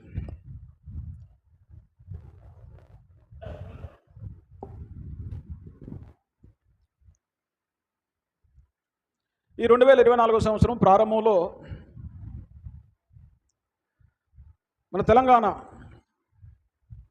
భద్రాద్రి కొత్తగూడెం జిల్లా, అక్కడ ఎక్కువ శాతము అటవీ ప్రాంతాలు ఉంటాయి. అక్కడ కోయ కులానికి సంబంధించినటువంటి వాళ్ళు, అడవిలో జీవించేటటువంటి గిరిపుత్రులు ఎక్కువ శాతం ఉంటారు. తండాలు, విలేజెస్ వాళ్ళకు బాగుంటాయి. వాళ్ళు పాప అమాయకులు. వాళ్ళు కష్టపడి అడవి వాళ్ళకి ఏది ప్రసాదిస్తే దాన్ని సేకరించడము, వాటిని అమ్ముకోవటం, వేప గింజలు అమ్ముకుంటారు, తర్వాత వచ్చేసి తేనె అమ్ముకుంటారు. అంతేనా?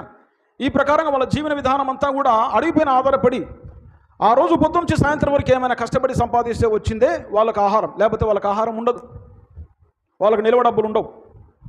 అయితే ఈ 2024 సంవత్సరం ప్రారంభంలో వాళ్ళకు ఒక ఆయన దొరికినాడట. ఆయన క్రైస్తవ మత ప్రచారకుడు, తర్వాత వచ్చేసి యూట్యూబ్ ఓనరు, యూట్యూబ్లో ఒక ఛానల్కి ఓనర్ ఆయన. వాళ్ళ ఇంటి పేరు ఎలమంచిలి.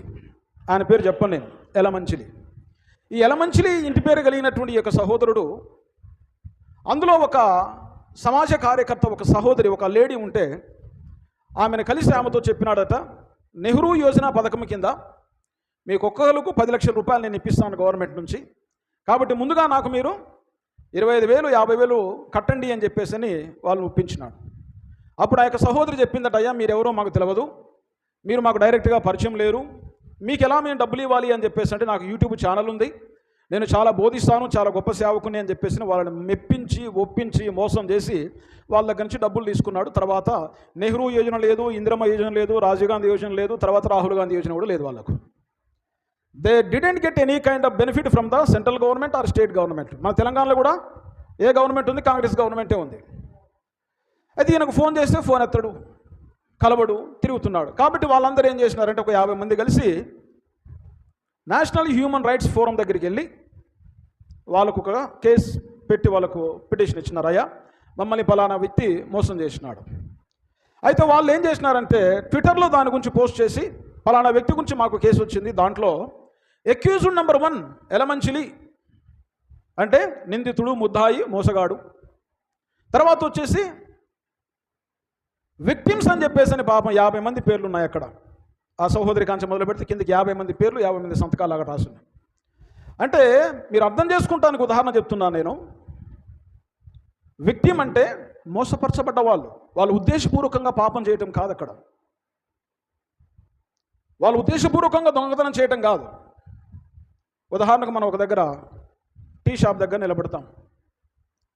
టీ షాప్ దగ్గర నిలబడితే ఆ షాపులో అమ్మేటటువంటి వస్తువు లోపల ఎవడో ఒక వ్యక్తి దొంగతనం చేసి టేబుల్ మీద ఒక మొబైల్ ఫోను లేకపోతే ఏదో పెట్టేసి, అయ్యా ఆ ఫోన్ నాది కొంచెంసేపు పట్టుకోండి అని చెప్పేసి మనల్ని ఒప్పించి మనతో పట్టించుకున్నాడు. తర్వాత వాడు వెళ్ళిపోయిన తర్వాత అక్కడ ఉన్నటువంటి వాళ్ళు ఎవరో మొబైల్ పోగొట్టుకున్న వ్యక్తి, అయ్యా నా ఫోన్ పోయింది అని చెప్పేసి చూసి ఈ వ్యక్తి దగ్గర ఉన్నది. ఇతడు దొంగతనం చేసినట్లా, దొంగతేత మోసపరచబడ్డట్లా?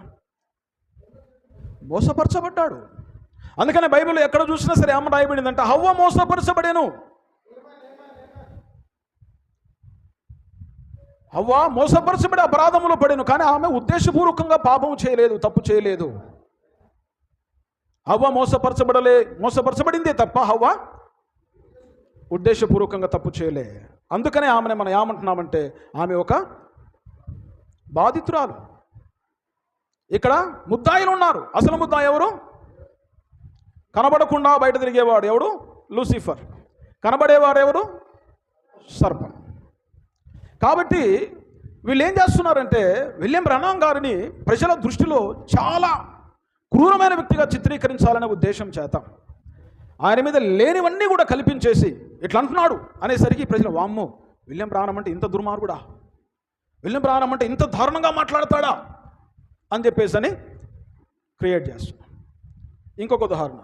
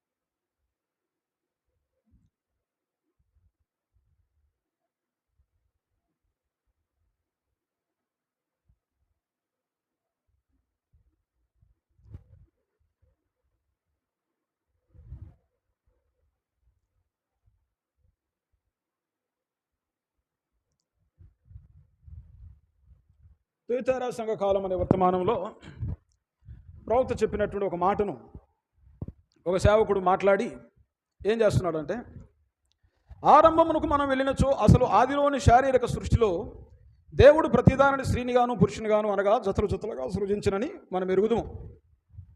2 కోడెలున్నవి, 2 కోళ్ళున్నవి, 1 పుంజు 1 పెట్ట, 2 పశువులున్నవి, 1 ఆవు 1 ఎద్దు, అన్నీ ఆ విధంగానే ఉండినవి. కానీ మానవుని దగ్గరకు వచ్చేసరికి ఒక్కడే ఉండెను, జత లేదు. ఆదాము దేవుని యొక్క స్వరూపమందు సృష్టించబడెను. అతడు దేవుని కుమారుడు.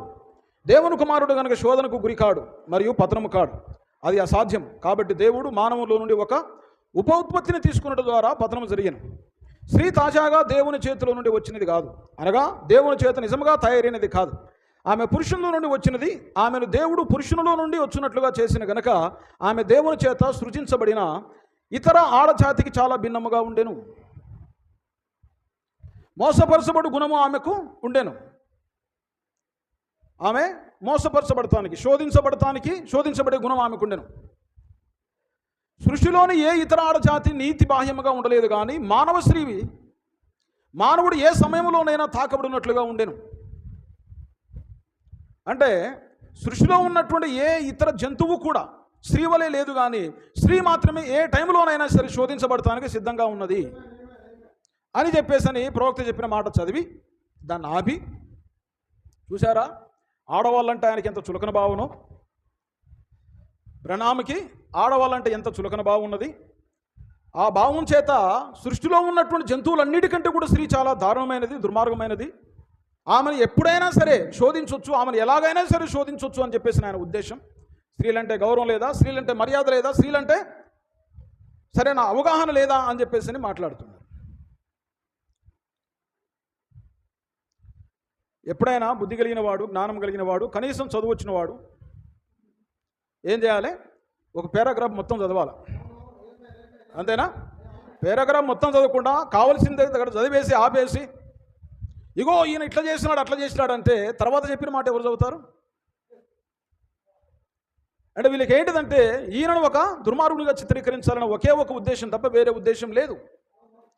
కానీ తర్వాత విలియం బ్రనహం గారు ఏమంటున్నారంటే, ఆమెలో ఉన్న ఆ బలహీనతే సాతానికి ఆసరగా దొరికి సర్పము ద్వారా ఆమెను మోసము చేసెను. అందువలన దేవుని ఎదుటను ఆయన వాక్యం ఎదుటను ఆమె ఒక వింతయగు స్థానమును పొందినట్లు చేసెను.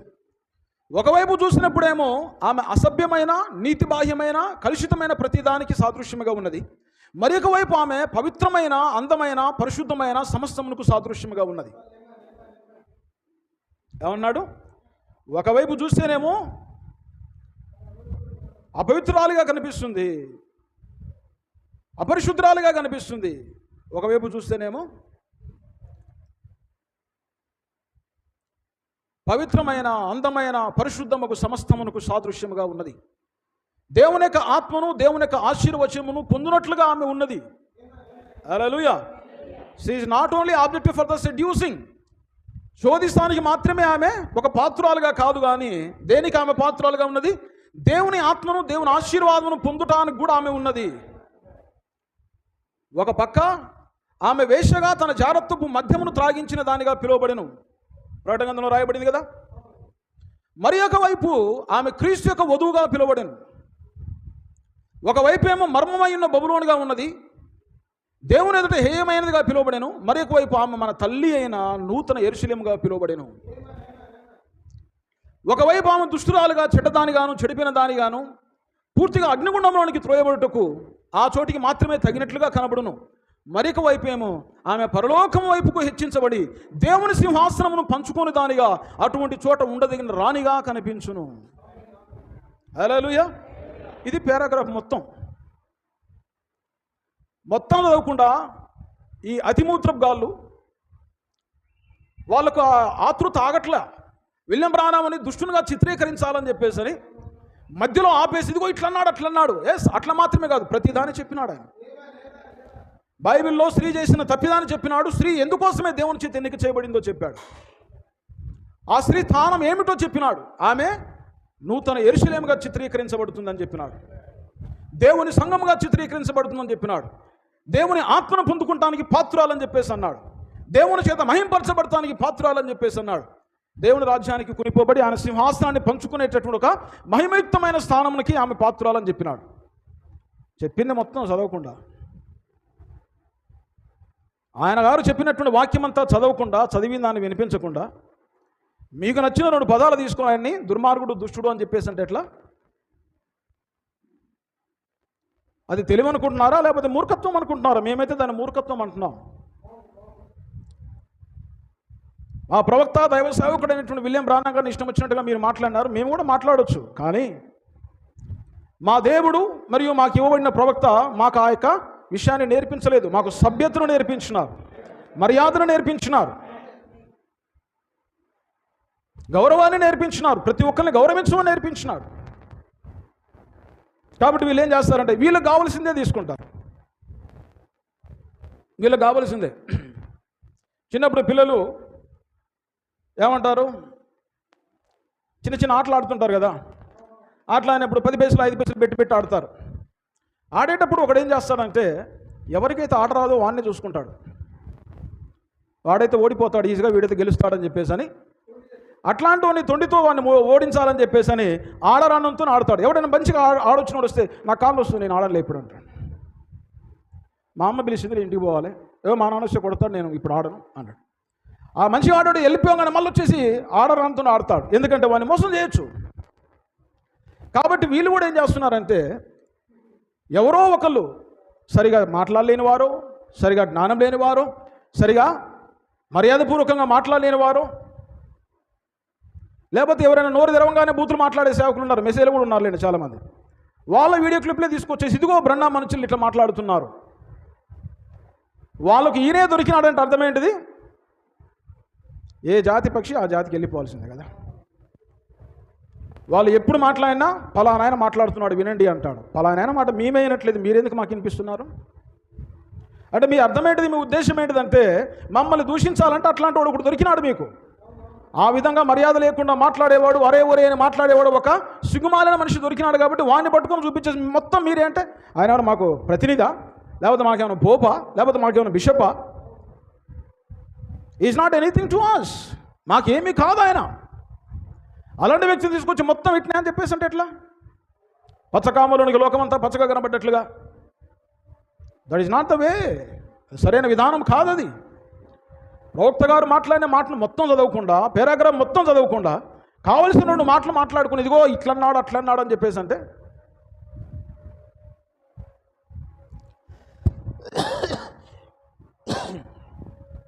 దట్ ఈస్ నాట్ ద వే.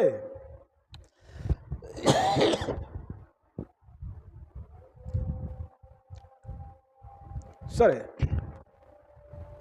ఈ విధంగా వాళ్ళ యొక్క అత్యుత్సాహం వలన దేవుని యొక్క ప్రవక్త అయినటువంటి విలియం బ్రానా గారిని వాళ్ళకు నోటికి వచ్చినట్లుగా మాట్లాడుతూ ఆయన డిగ్రేడ్ చేస్తున్నారు.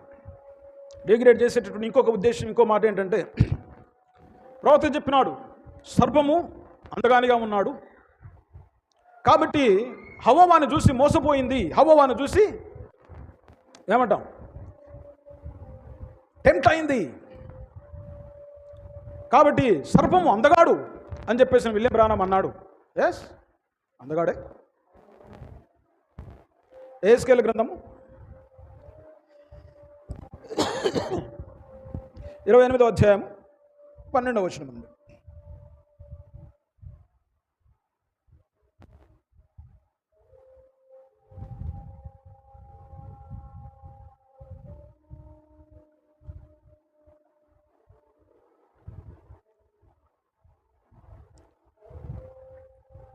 త్వరగా చదవాలి. ఎహెజ్కేలు 28వ అధ్యాయము 12 నుంచి 19.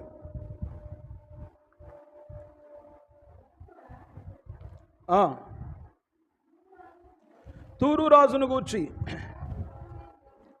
అంగలాచు వచనమెత్తి ఈలాగు ప్రకటింపుము, ప్రభువైన యెహోవా సెలవిచ్చున్నదేమనగా, పూర్ణ జ్ఞానమును సంపూర్ణ సౌందర్యము గల పట్టణమునకు మాదిరివి, you are the model for the complete beautiness, complete knowledge. సంపూర్ణ జ్ఞానము, సంపూర్ణ అందానికి, సౌందర్యానికి నీవు మాదిరివి. దేవుని తోట ఏదైనా నీవు ఉంటివి. మాణిక్యము, గోమైదికము, సూర్యకాంతమని, రక్తవర్ణపు రాయి, సులిమాని రాయి, మరకతము, నీలము, పద్మరాగము, మాణిక్యము అను అమూల్య రత్నములతోనూ బంగారములతోనూ నీవు అలంకరింపబడి ఉన్నావు. నీవు నియమింపబడిన దినమున పిల్లన గ్రోవులు వాయించువారును నీకు సిద్ధమైరి. అభిషేకము నొందిన కెరూబువై ఒక ఆశ్రయముగా నీవు ఉంటివి. అందుకే నేను నియమించుదుని. దేవునికి ప్రతిష్ఠింపబడిన పర్వతం మీద నీవు ఉంటివి. కాలుచున్న రాళ్ల మధ్యను నీవు సంచరించుచుంటివి. నీవు నియమించబడిన దినం మొదలుకొని పాపమును యందు కనబడ వరకు ప్రవర్తన విషయంలో నీవు యథార్థవంతునిగా ఉంటివి. అయితే నీకు కలిగిన విస్తారమైన వర్తకము చేత లోపల నీవు అన్యాయం పెంచుకొని పాపము చేయుచూ వచ్చింది కనుక దేవుని పర్వతం మీద నీవు ఉండకుండా నేను అపవిత్ర పరిస్థితిని ఆశ్రయముగా ఉన్న కెరూబు కాలుచున్న రాళ్ళ మధ్యను నీవికను సంచరింపవు. నిన్ను నాశనము చేసిదిని. నీ సౌందర్యము చూసుకుని నీవు గర్వించిన వాడవై, నీ తేజస్సు చూసుకుని నీ జ్ఞానమును చెరుపుకుంటువి. కావున నేను నిన్ను నేలను పడవేసేదను, రాజులు చూచుచుండగా నిన్ను హేళనకు అప్పగించేదను. నీవు అన్యాయంగా వర్తకము జరిగించి కలగజేసుకున్న విస్తార దోషముల చేత నీవు నీ పరిశుద్ధ స్థలములను చెరుపుకుంటేవి గనుక నీలో నుండి నేను అగ్ని పుట్టించేదను, అది నిన్ను కాల్చివేయను. జనులందరూ చూచుచుండగా దేశముల మీద నిన్ను బూడిదగా చేసేదను. జనులలో నిన్ను ఎరిగిన వారందరూ నిన్ను గూర్చి ఆశ్చర్యపడుతూ నీవు బొత్తిగా నాశనమై భీతికి కారణముగా ఉండు. ఇక్కడ లూసిఫర్ గురించి దేవుడు మాట్లాడుచున్నాడు తన ప్రవక్త అయినటువంటి ఎస్కేల్ ద్వారా. వాని యొక్క సౌందర్యం గురించి, వాని జ్ఞానం గురించి, వారి యొక్క సంపద గురించి, వానికి ఉన్నటువంటి గొప్పతనం గురించి దేవుడు జ్ఞాపకం చేస్తున్నాడు. లూసిఫర్ అందగాడా? అందగాడే. సర్పం అందగాడా? అందగాడే. సర్పం అందగాడు, లూసిఫర్ అందగాడు అంటే దాని అర్థం ఏంటిది? అందగాడనే, అంతేనా కాదా? అందగాడంటే అందగాడనే. అందగాడంటే ఈయన ఉద్దేశం ఏంటి అంటే, ఆ ఉద్దేశం ఆయనది కాదు, నీది.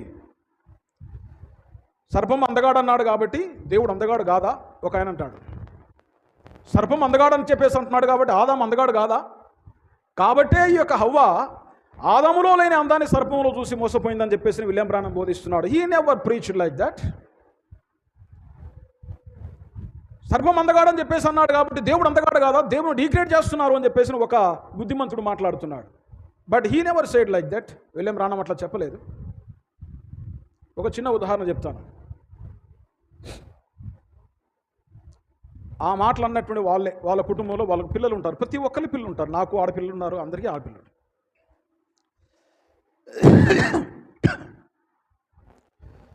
ఒక యవనస్తురాలు యవన ప్రాయంలో ఒక యవనస్తుని చూసి, అతడి అందగాడు, జ్ఞానవంతుడు, గుణవంతుడు, ధనవంతుడు, మంచి చదువు ఉంది, మంచి ఉద్యోగం చేస్తున్నాడని చూసి అతన్ని ఇష్టపడి ప్రేమించి పెళ్లి చేసుకుంది అని ఒక మాట.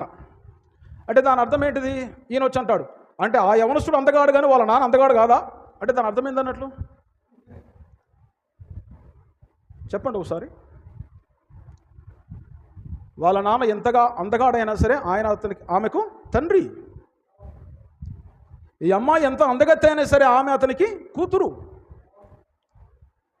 తండ్రి అందము వేరే, భర్త అందము వేరే. భర్తకు తండ్రికి మధ్యలో చాలా తేడా ఉంది. తేడా తెలవని వాళ్ళు ఈ మూర్ఖులు వీళ్ళు. అంటే వీళ్ళు ఏమంటున్నారు? విలియం బ్రానమ్ ఇట్లా అన్నాడు, ఆ యొక్క సర్పం అందగాడు అంటే దేవుడు అందగాడు కాదా? అరే వాళ్ళ మనసు ఎక్కడ ఆగుతుంది అసలుకు? వాళ్ళ యొక్క మైండ్ లోపల ఏముంది అసలు? దాంట్లో బ్రెయిన్ ఉందా, పెండు ఉందా? ఏమనుకోవాలి? సర్పం అందగాడు అంటే అందగాడు, అంతే, అంతవరకే తప్ప దేవుడు అందగాడు కాదు, దేవుని కంటే అందగాడు అని చెప్పేసి ఆయన చెప్పలేదు, ఎక్కడ మాట్లాడలేదు ఆ విషయం గురించి. ఆదాముకు మించిన అందమా? అట్లా అనలేదు ఆయన. మోసపరచబడిన వారు అందము చూసి మోసపరచబడరు. బైబిల్లో రాయబడినది, హవ్వ మోసపరచబడిన, సాతాను కుయుక్తి చేత మోసపరచబడేను. అర్థమవుతుందా?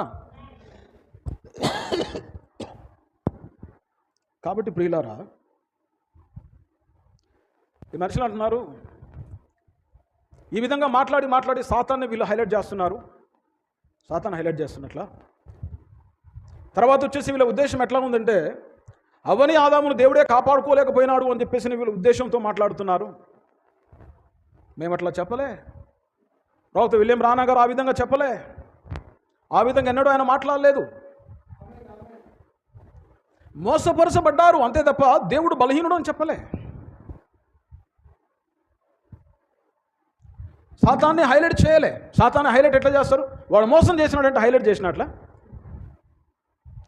సమాజంలో ఒక రౌడీ ఉన్నాడు, ఒక గుండా ఉన్నాడు. వాడు 10 మందిని కొట్టి అందరి దగ్గర లాక్కొని తింటున్నాడు. మనం చెప్తాం, పలానా వాడు అందరిని కొడుతున్నాడండి, మూర్ఖంగా అందరి దగ్గర బలవంతం వసూలు చేస్తున్నాడు అంటే మనం వాడిని హైలైట్ చేసినట్ల. వాడు చేసిన తప్పును చూపిస్తున్నాం, వాడు చేసేటటువంటి తప్పిదాన్ని చూపిస్తున్నాం. బైబిల్లో లోతు తన కుమార్తెల ద్వారా జరిగినటువంటి తప్పిదం గురించి రాయబడి ఉన్నది. అన్య మనుషులు, అన్యుల లోకంలో ఉన్న వాళ్ళు ఏమంటున్నారంటే, ఇదిగో బైబిల్ లోపల ఇంత భయంకరమైన తప్పులు ఉన్నాయి, ఇంత భయంకరమైన పాపాలు ఉన్నాయంటే బైబిల్లో దేవుడు అది చేయమని చెప్పలే. జరిగిన తప్పిదాన్ని ఇలా చేసినారు కనుక ఈ విధంగా దేవుడు వాళ్ళని శిక్షించడం బైబిల్లో దేవుడు రాసినాడు. అలాగని దేవుని యొక్క బైబిల్ గ్రంథంలో తప్పులు లేవు, తప్పులు చేయమని లేదు. అర్థమవుతుందా? ఇక్కడ కూర్చున్నటువంటి ఈ యొక్క మూర్ఖులకు తర్వాత బయట మాట్లాడే అన్యులైన ఆ మూర్ఖులకు తేడా లేదుగా, ఏ విధమైన తేడా లేదు. ఈ విధంగా జరిగింది అని చెప్పేసి నేను చెప్తుంటే సాతాన్ని హైలైట్ చేస్తున్నారేంటి? సాతాన్ని హైలైట్ చేయట్లే. సాతాను కుయుక్తిని, సాతాను యొక్క మోసాన్ని ఎక్కడ తెలియపరుచు. అపోస్తలుడైన పౌలు గారు కూడా అన్నారు, సాతాను తన యొక్క కుయుక్తి చేత హవ్వను మోసం చేసినాడు అంటే పౌలు కూడా సాతాన్ని హైలైట్ చేసినట్ల.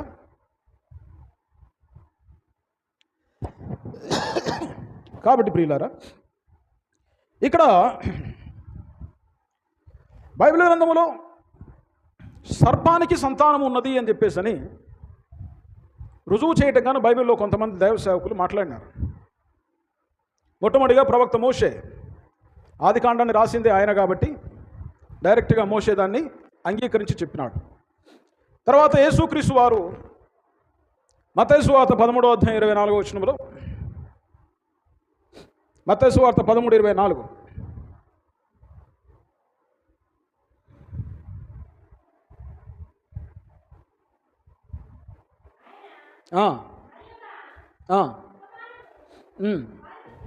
వారితో చెప్పాను ఏమనగా,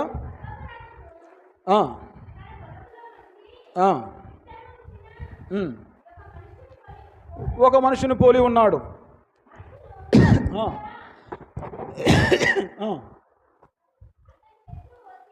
మనుషుడు నిద్రించినప్పుడు అతని శత్రువు వచ్చి గోధుమల మధ్యన గురుగులు విత్తిపోయాను, మొలకలు పెరిగి గురుగులు కూడా ఆగపడ్డాయి. ఇక్కడ ప్రభువైన యేసుక్రీస్తు వారు ఒక ఉపమానం చెప్తున్నాడు.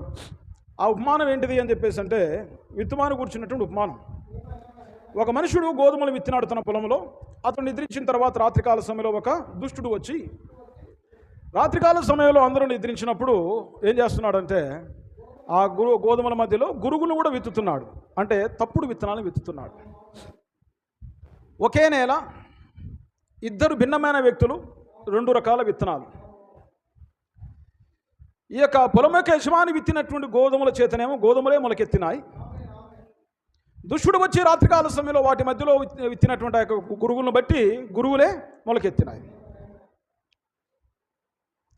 నేల మంచిది కాబట్టి గురుగుల్ని నాటినా గోధుమలు నాటినా ఖచ్చితంగా గోధుమలే రావాలి అని చెప్పేసి అంటే దాంట్లో అర్థం ఉందా? నేల ఎలా ఉన్నప్పటికీ కూడా నాటబడిన విత్తనాలను బట్టే దాని యొక్క ఫలం అనేది బయటకు వస్తుంది. హల్లెలూయా. కాబట్టి ఇక్కడ ఒక నేల, రెండు రకాల విత్తనాలు, రెండు రకాల పంటలు. ఏదైనా తోటలో జరిగింది ఏంటంటే అదే జరిగింది. ఒకే నేల, రెండు రకాల విత్తనాలు, రెండు రకాల ఫలితము. రెండు రకాల విత్తనాలు, రెండు రకాల ఫలితం వచ్చినప్పుడు ఒకే నేల ద్వారా జరిగినటువంటి ఆ కార్యాన్ని మనం గమనించినట్లయితే ఇక్కడ చాలా స్పష్టంగా రాయబడి ఉన్నది ప్రియులారా. బైబిల్ గ్రంథం ఏ మాత్రం కూడా మనకు సందేహాలు మిగిల్చేది కాదు, చాలా స్పష్టంగానే ఉన్నది. ఏ మాత్రం కూడా డౌట్ పడిగా అక్కడితో సశేషం అని చెప్పేసని, లేకపోతే ఇంకా ఉంది అని చెప్పేసి తర్వాత భాగం అని చెప్పేసి దేవుడు బైబిల్లో ఏమీ వదిలిపెట్టలే. అట్లా ఆయన చాలా స్పష్టంగానే రాస్తున్నాడు.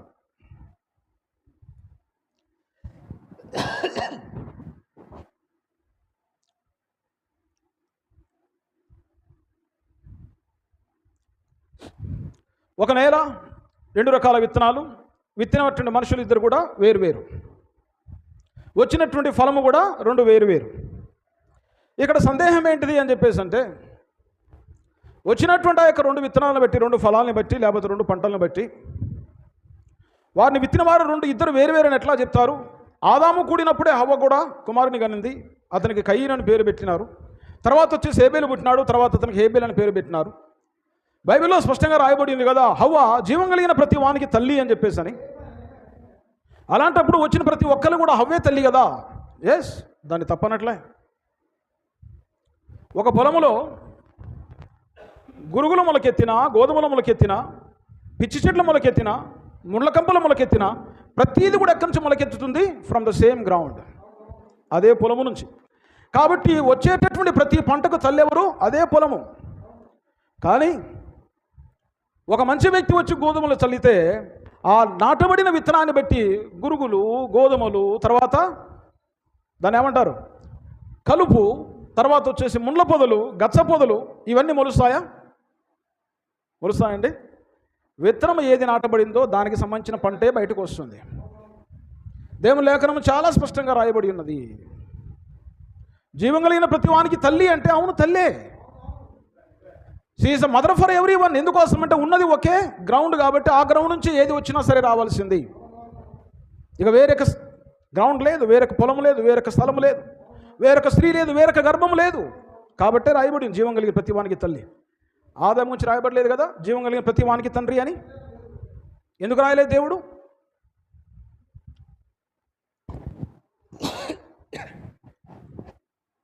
కాబట్టి లేఖనాన్ని మనం చూస్తే అర్థమవుతుంది.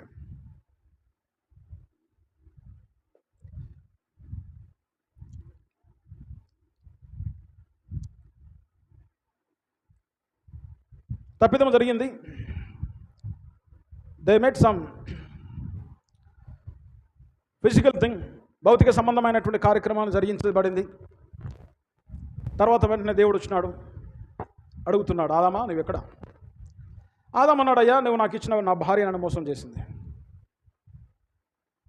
హవ్వను అడిగినాడు, ఈ సర్పం నన్ను మోసం చేసింది. అప్పుడు దేవుడు ఏం చేస్తున్నాడు? శపిస్తున్నాడు. జ్ఞానం కలిగిన వాళ్ళు దేవుడు ఆదామును శపించినాడు, హవ్వను శపించినాడు, సర్పాన్ని శపించినాడు అని చెప్పేసి మాట్లాడినారు లైవ్లో. వాళ్ళ నాయకుడు కూడా అవును శపించినాడు అని. ఇంకొక ఆయన వచ్చేసి అవును శపించినాడు దేవుడు, ఆదామును శపించినాడు, హవ్వను శపించినాడు, సర్పాన్ని శపించినాడు. కానీ బైబిల్ ఏం చెప్తుంది? వాళ్ళు అంటారు బ్రహ్మానుచరులకు బైబిల్ తెలియదు. ఒక ఆయన అంటాడు వాళ్ళకు జువాలజీ తెలియదు, బయాలజీ తెలియదు బ్రదర్, వాళ్ళకి ఏం తెలియదు అసలు, బ్రహ్మం ఏం చెప్తే అదే నమ్ముతారు అని చెప్పేసి అంటాడు. సరే మీకు బయాలజీ తెలుసు, జువాలజీ తెలుసు, తర్వాత బైబిల్ బాగా తెలుసు కదా. బైబిల్లో దేవుడు ఆదామును శపించినట్టుగా ఎక్కడ ఉన్నది? ఒక లేఖనము కావాలి. ఆదికాండం 3వ అధ్యాయము 14వ వచనం.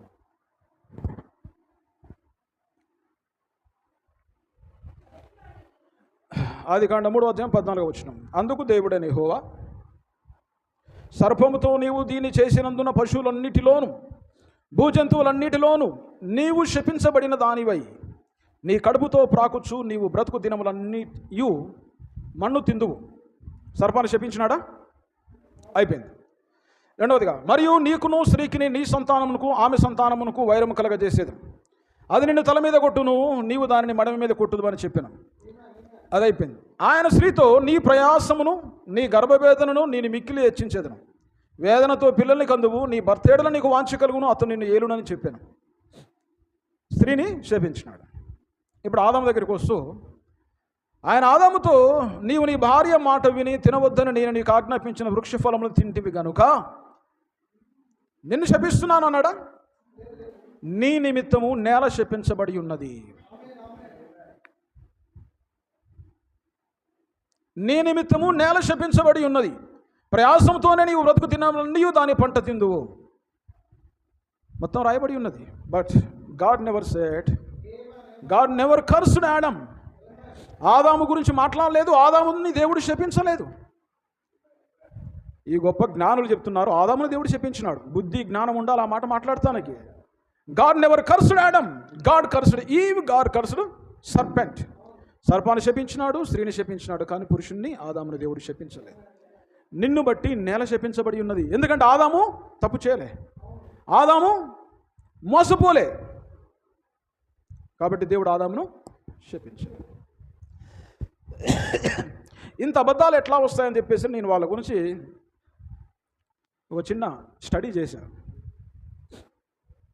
ఒక ఆయన అంటాడు, నేను బహుగా ఇన్స్పిరేషన్ ఎవరి ద్వారా పొందుకున్నానంటే అని పిడి సుందరరావు గారి ఫోటో పెట్టేసి, పిడి సుందరరావు గారు నా యొక్క ఆత్మీయ తండ్రి అని, ఆత్మీయతలో నేను ఆయన చేత నేర్చుకున్నానని చెప్పేసి అంటే, ఓహో ఇన్స్పిరేషన్ అక్కడి నుంచి వచ్చిందా అని. పిడి సుందరరావు గారి గురించి చూస్తే ఆయనకు విశాఖపట్నంలో అక్కయ్యపాలెం అనే ప్రాంతంలో ఒక యూనివర్సిటీ ఉంది. దాని పేరు ఏంటిదంటే బైబిల్ ఓపెన్ యూనివర్సిటీ ఇండియా అని బ్రాకెట్లో ఉంటుంది. ఈ మధ్య ఇండియాని తీసేసి ఇంటర్నేషనల్ అని పెట్టారు. దాని గురించి సెర్చ్ చేస్తే సెంట్రల్ గవర్నమెంట్కి సంబంధించినటువంటి యూనియన్ గ్రాంట్స్ కమిషన్ UGC వాళ్ళు భారతదేశంలో ఉన్నటువంటి డిగ్రీ కళాశాలలు కావచ్చు, పోస్ట్ గ్రాడ్యుయేట్ కళాశాలలు కావచ్చు, యూనివర్సిటీస్ కావచ్చు, ప్రైవేటు గవర్నమెంట్కి సంబంధించిన యూనివర్సిటీస్ అన్నిటికి కూడా వాళ్ళు పర్మిషన్స్ ఇస్తారు. వాళ్ళ పర్మిషన్ ఉన్నటువంటి యూనివర్సిటీలు చెప్పినప్పుడు అందులో జాయిన్ అయ్యి చదువుకున్న వాళ్ళ చదివే చెల్లుద్ది, వాళ్ళు ఇచ్చిన సర్టిఫికెట్లే చెల్లుతాయి. అయితే యూజీసీ, యూనియన్ గ్రాంట్స్ కమిషన్, ఈ సంవత్సరం కూడా యథావిధిగా చాలా సంవత్సరం నుంచి వాళ్ళు నోటీసులు ఇస్తూనే ఉన్నారు. ఏమనంటే విశాఖపట్నం అక్కయ్యపాలెంలో ఉన్నటువంటి Bible open university, India international university fake university, వాళ్ళు ఇచ్చేటటువంటి సర్టిఫికెట్లు చెల్లవు, అవన్నీ కూడా దొంగ సర్టిఫికెట్లు అని చెప్పేసి అని ఇండియన్ గవర్నమెంట్ డిక్లరేషన్ చేస్తుంది ఎన్నో సంవత్సరాల నుంచి. నేను అనుకున్నాను, ఆవు చేలో మేస్తే దూడ గట్టున మేస్తుందా, దూడ కూడా చేలనే మేస్తుంది. ఆ ఫేక్ యూనివర్సిటీ నుంచి వచ్చిన వాడు ఫేక్ కాకుండా మంచివాడు అవుతాడా? అవుతాడంటే మనం ఆశిస్తే మనదే తప్పవుద్ది. కాబట్టి అసలు ఈ పరిశ్రమ ఎక్కడుందబ్బా అని చెప్పేసి ఆ పరిశ్రమ దొంగ పరిశ్రమని గవర్నమెంట్ డిక్లేర్ చేసింది.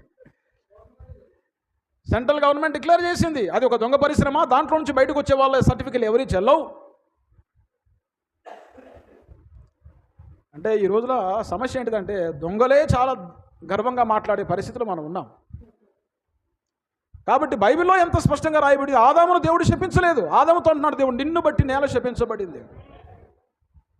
ఒక పెద్ద మనిషి ఫోన్ చేస్తే ఆయనకు, విజయ్ కుమార్ అనే ఆయనకు ఫోన్ చేసి, అయ్యా మీరు ఇట్లా అంటున్నారు, అపోస్తలుడైన పౌలు గారు చెప్పినారు, పౌలు గారు 12 అపోస్తలు అంటే 12 అపోస్తలులా పౌలు, అపోస్తల కార్యం ఏమని రాయబడిందో చూడండి అని చెప్పేసి నేను చదివి, ఇదిగో వాళ్ళందరూ కూడా శిష్యులందరూ కూడా ఇద్దరిని, మత్తీయ మరియు తర్వాత బర్సబ్బా అనబడినటువంటి వ్యక్తిని నిలబెట్టేసి దేవునికి ప్రార్థన చేసి, ప్రభువా ఇద్దరు లోపల ఎవరిని నువ్వు యూదాకు ప్రతిగా నియమించుకున్నావని చెప్పేసి చీటీలు వేసి మత్తయ్య చేసినాడు. మత్తయ్య వచ్చినాడు. మత్తయ్య 12 అపోస్తలుగా వాళ్ళు చేర్చుకున్నారు. కాబట్టి బైబిల్ ఇట్లా చెప్తున్నావు, అబద్ధం చెప్తున్నావు, మీకు వాక్యం తెలియదు, ఏం తెలియదు, బైబిల్ తెలియదు, మూసే అని చెప్పేసి 4 మాటలని ఫోన్ కట్ చేసినాడు. ఇప్పుడు నీ పక్కన కూర్చున్న వాళ్ళు మాట్లాడుతున్నారు ఆదాము శపించబడ్డాడని, నువ్వు దాన్ని ఆదాము శపించబడ్డాడని చెప్పేసి అంటుంటే మీరు ఏమై ఉన్నారు? అబద్ధీకులై ఉన్నారు, వాక్యం తెలవని వాళ్ళై ఉన్నారు. తర్వాత వచ్చేసి వాళ్ళు అంటారు వాళ్ళకు బయాలజీ తెలియదు, జువాలజీ తెలియదట. బయాలజీ అంటే జీవశాస్త్రము, జువాలజీ అంటే జంతుశాస్త్రము, బాటనీ అంటే వృక్షశాస్త్రం. మొట్టమొదటిగా బయాలజీ అనేది ఉండేది, తర్వాత వచ్చేసి దాన్ని 2 భాగాలకు విభాగించి జువాలజీ అని బాటనీ చేసినారు. మనుషులు, చెట్లు, జీవులు, చెట్లు. బయాలజీ తెలియదు, జువాలజీ తెలియదు. ఆయన చెప్తున్నాడు ఒక వీడియో తయారు చేసి, హవ్వగర్భంలో కయ్యను మరియు హేబేలు ఎట్లా ఉన్నారు అసలు. మానవుని యొక్క రీప్రొడక్షన్ సిస్టంలో మనుషుడు స్త్రీ పురుషులు కలుసుకున్నప్పుడు స్త్రీ నుంచి ఒక అండం విడుదలవుద్ది, పురుషుల నుంచి శుక్రకణాలు విడుదలవుతాయి. శుక్రకణాలు 10 లక్షలు ఉంటాయి. అందులో ఒకటి వచ్చేసి స్త్రీ యొక్క అండంతో కలిసిన తర్వాత ఫలదీకరణ చెందిన తర్వాత అండం మూసుకుంటుంది, ఇక వేరే శుక్రకణం దాని దగ్గర రాదు. అసలు వాళ్ళకి బయాలజీ తెలియదు, జువాలజీ తెలియదు అని చెప్పేసి రంకిలేసినాడు ఆయన. ఓకే సరే, ఇది స్త్రీ యొక్క అండము.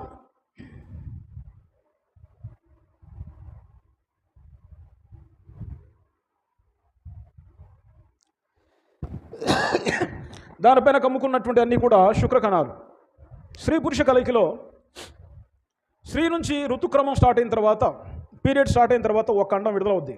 జనరల్గా విడుదలైనటువంటి అండము ఒక్కరోజు నివాసం చేస్తుంది. పురుషుల నుంచి విడుదలైనటువంటి శుక్రకణాలు 5 రోజులు జీవిస్తాయి ఆఫ్టర్ బయటకు వచ్చిన తర్వాత. అయితే ఈ 10 లక్షల శుక్రకణాల లోపల దేవుని యొక్క ప్రవక్త 10 లక్షల్లో ఒక్కరనే వర్తమానం గురించి మాట్లాడుతూ, 10 లక్షల శుక్రకణాలు విడుదలైన తర్వాత కూడా దాంట్లో నుంచి ఒక్కటే దేవుని చేత నిర్ణయించబడిన శుక్రకణం వచ్చి స్త్రీ అండంతో కలిసి ఫలదీకరణం చెందిన తర్వాత అది పిండంగా మారి కుమారుడో కుమార్తె జన్మిస్తారు. అది సైన్స్. తర్వాత దేవుని యొక్క ప్రవక్త కూడా, వాక్యం కూడా అదే చెప్తుంది.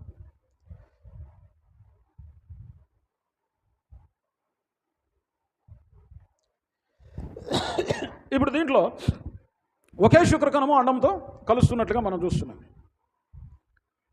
అయితే ప్రియులారా, ఇక్కడ అండం ఉంది, ఇది శుక్రకణం ఉంది.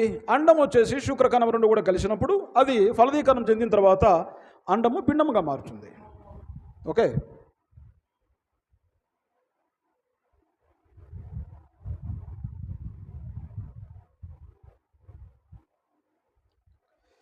ఇక్కడ మనం చూస్తున్న ఈ యొక్క దృశ్యంలో 2 అండాలు, 2 శుక్రకణాలు 2 అండాలని కలిసినట్లుగా ఫలదీకరణం చెందిన తర్వాత ఆ రెండు కూడా ఇద్దరు పిల్లలుగా కవలలుగా పుట్టినట్టుగా మనం ఇక్కడ చూస్తున్నాం. మా మేధావులు అంటున్నారు ఏమనంటే అసలు సాధ్యం కాదు, అసలు సాధ్యం కాదు. ఏం సాధ్యం కాదట?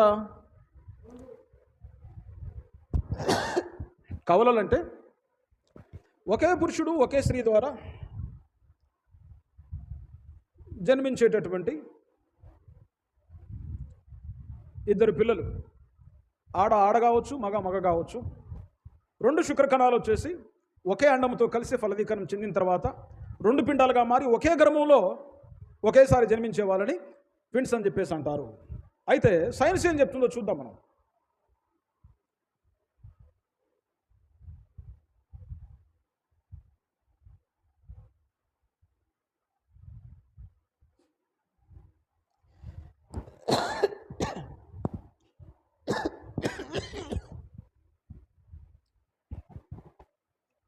వ్యాన్గార్డ్ న్యూస్ అని చెప్పేసి ఒక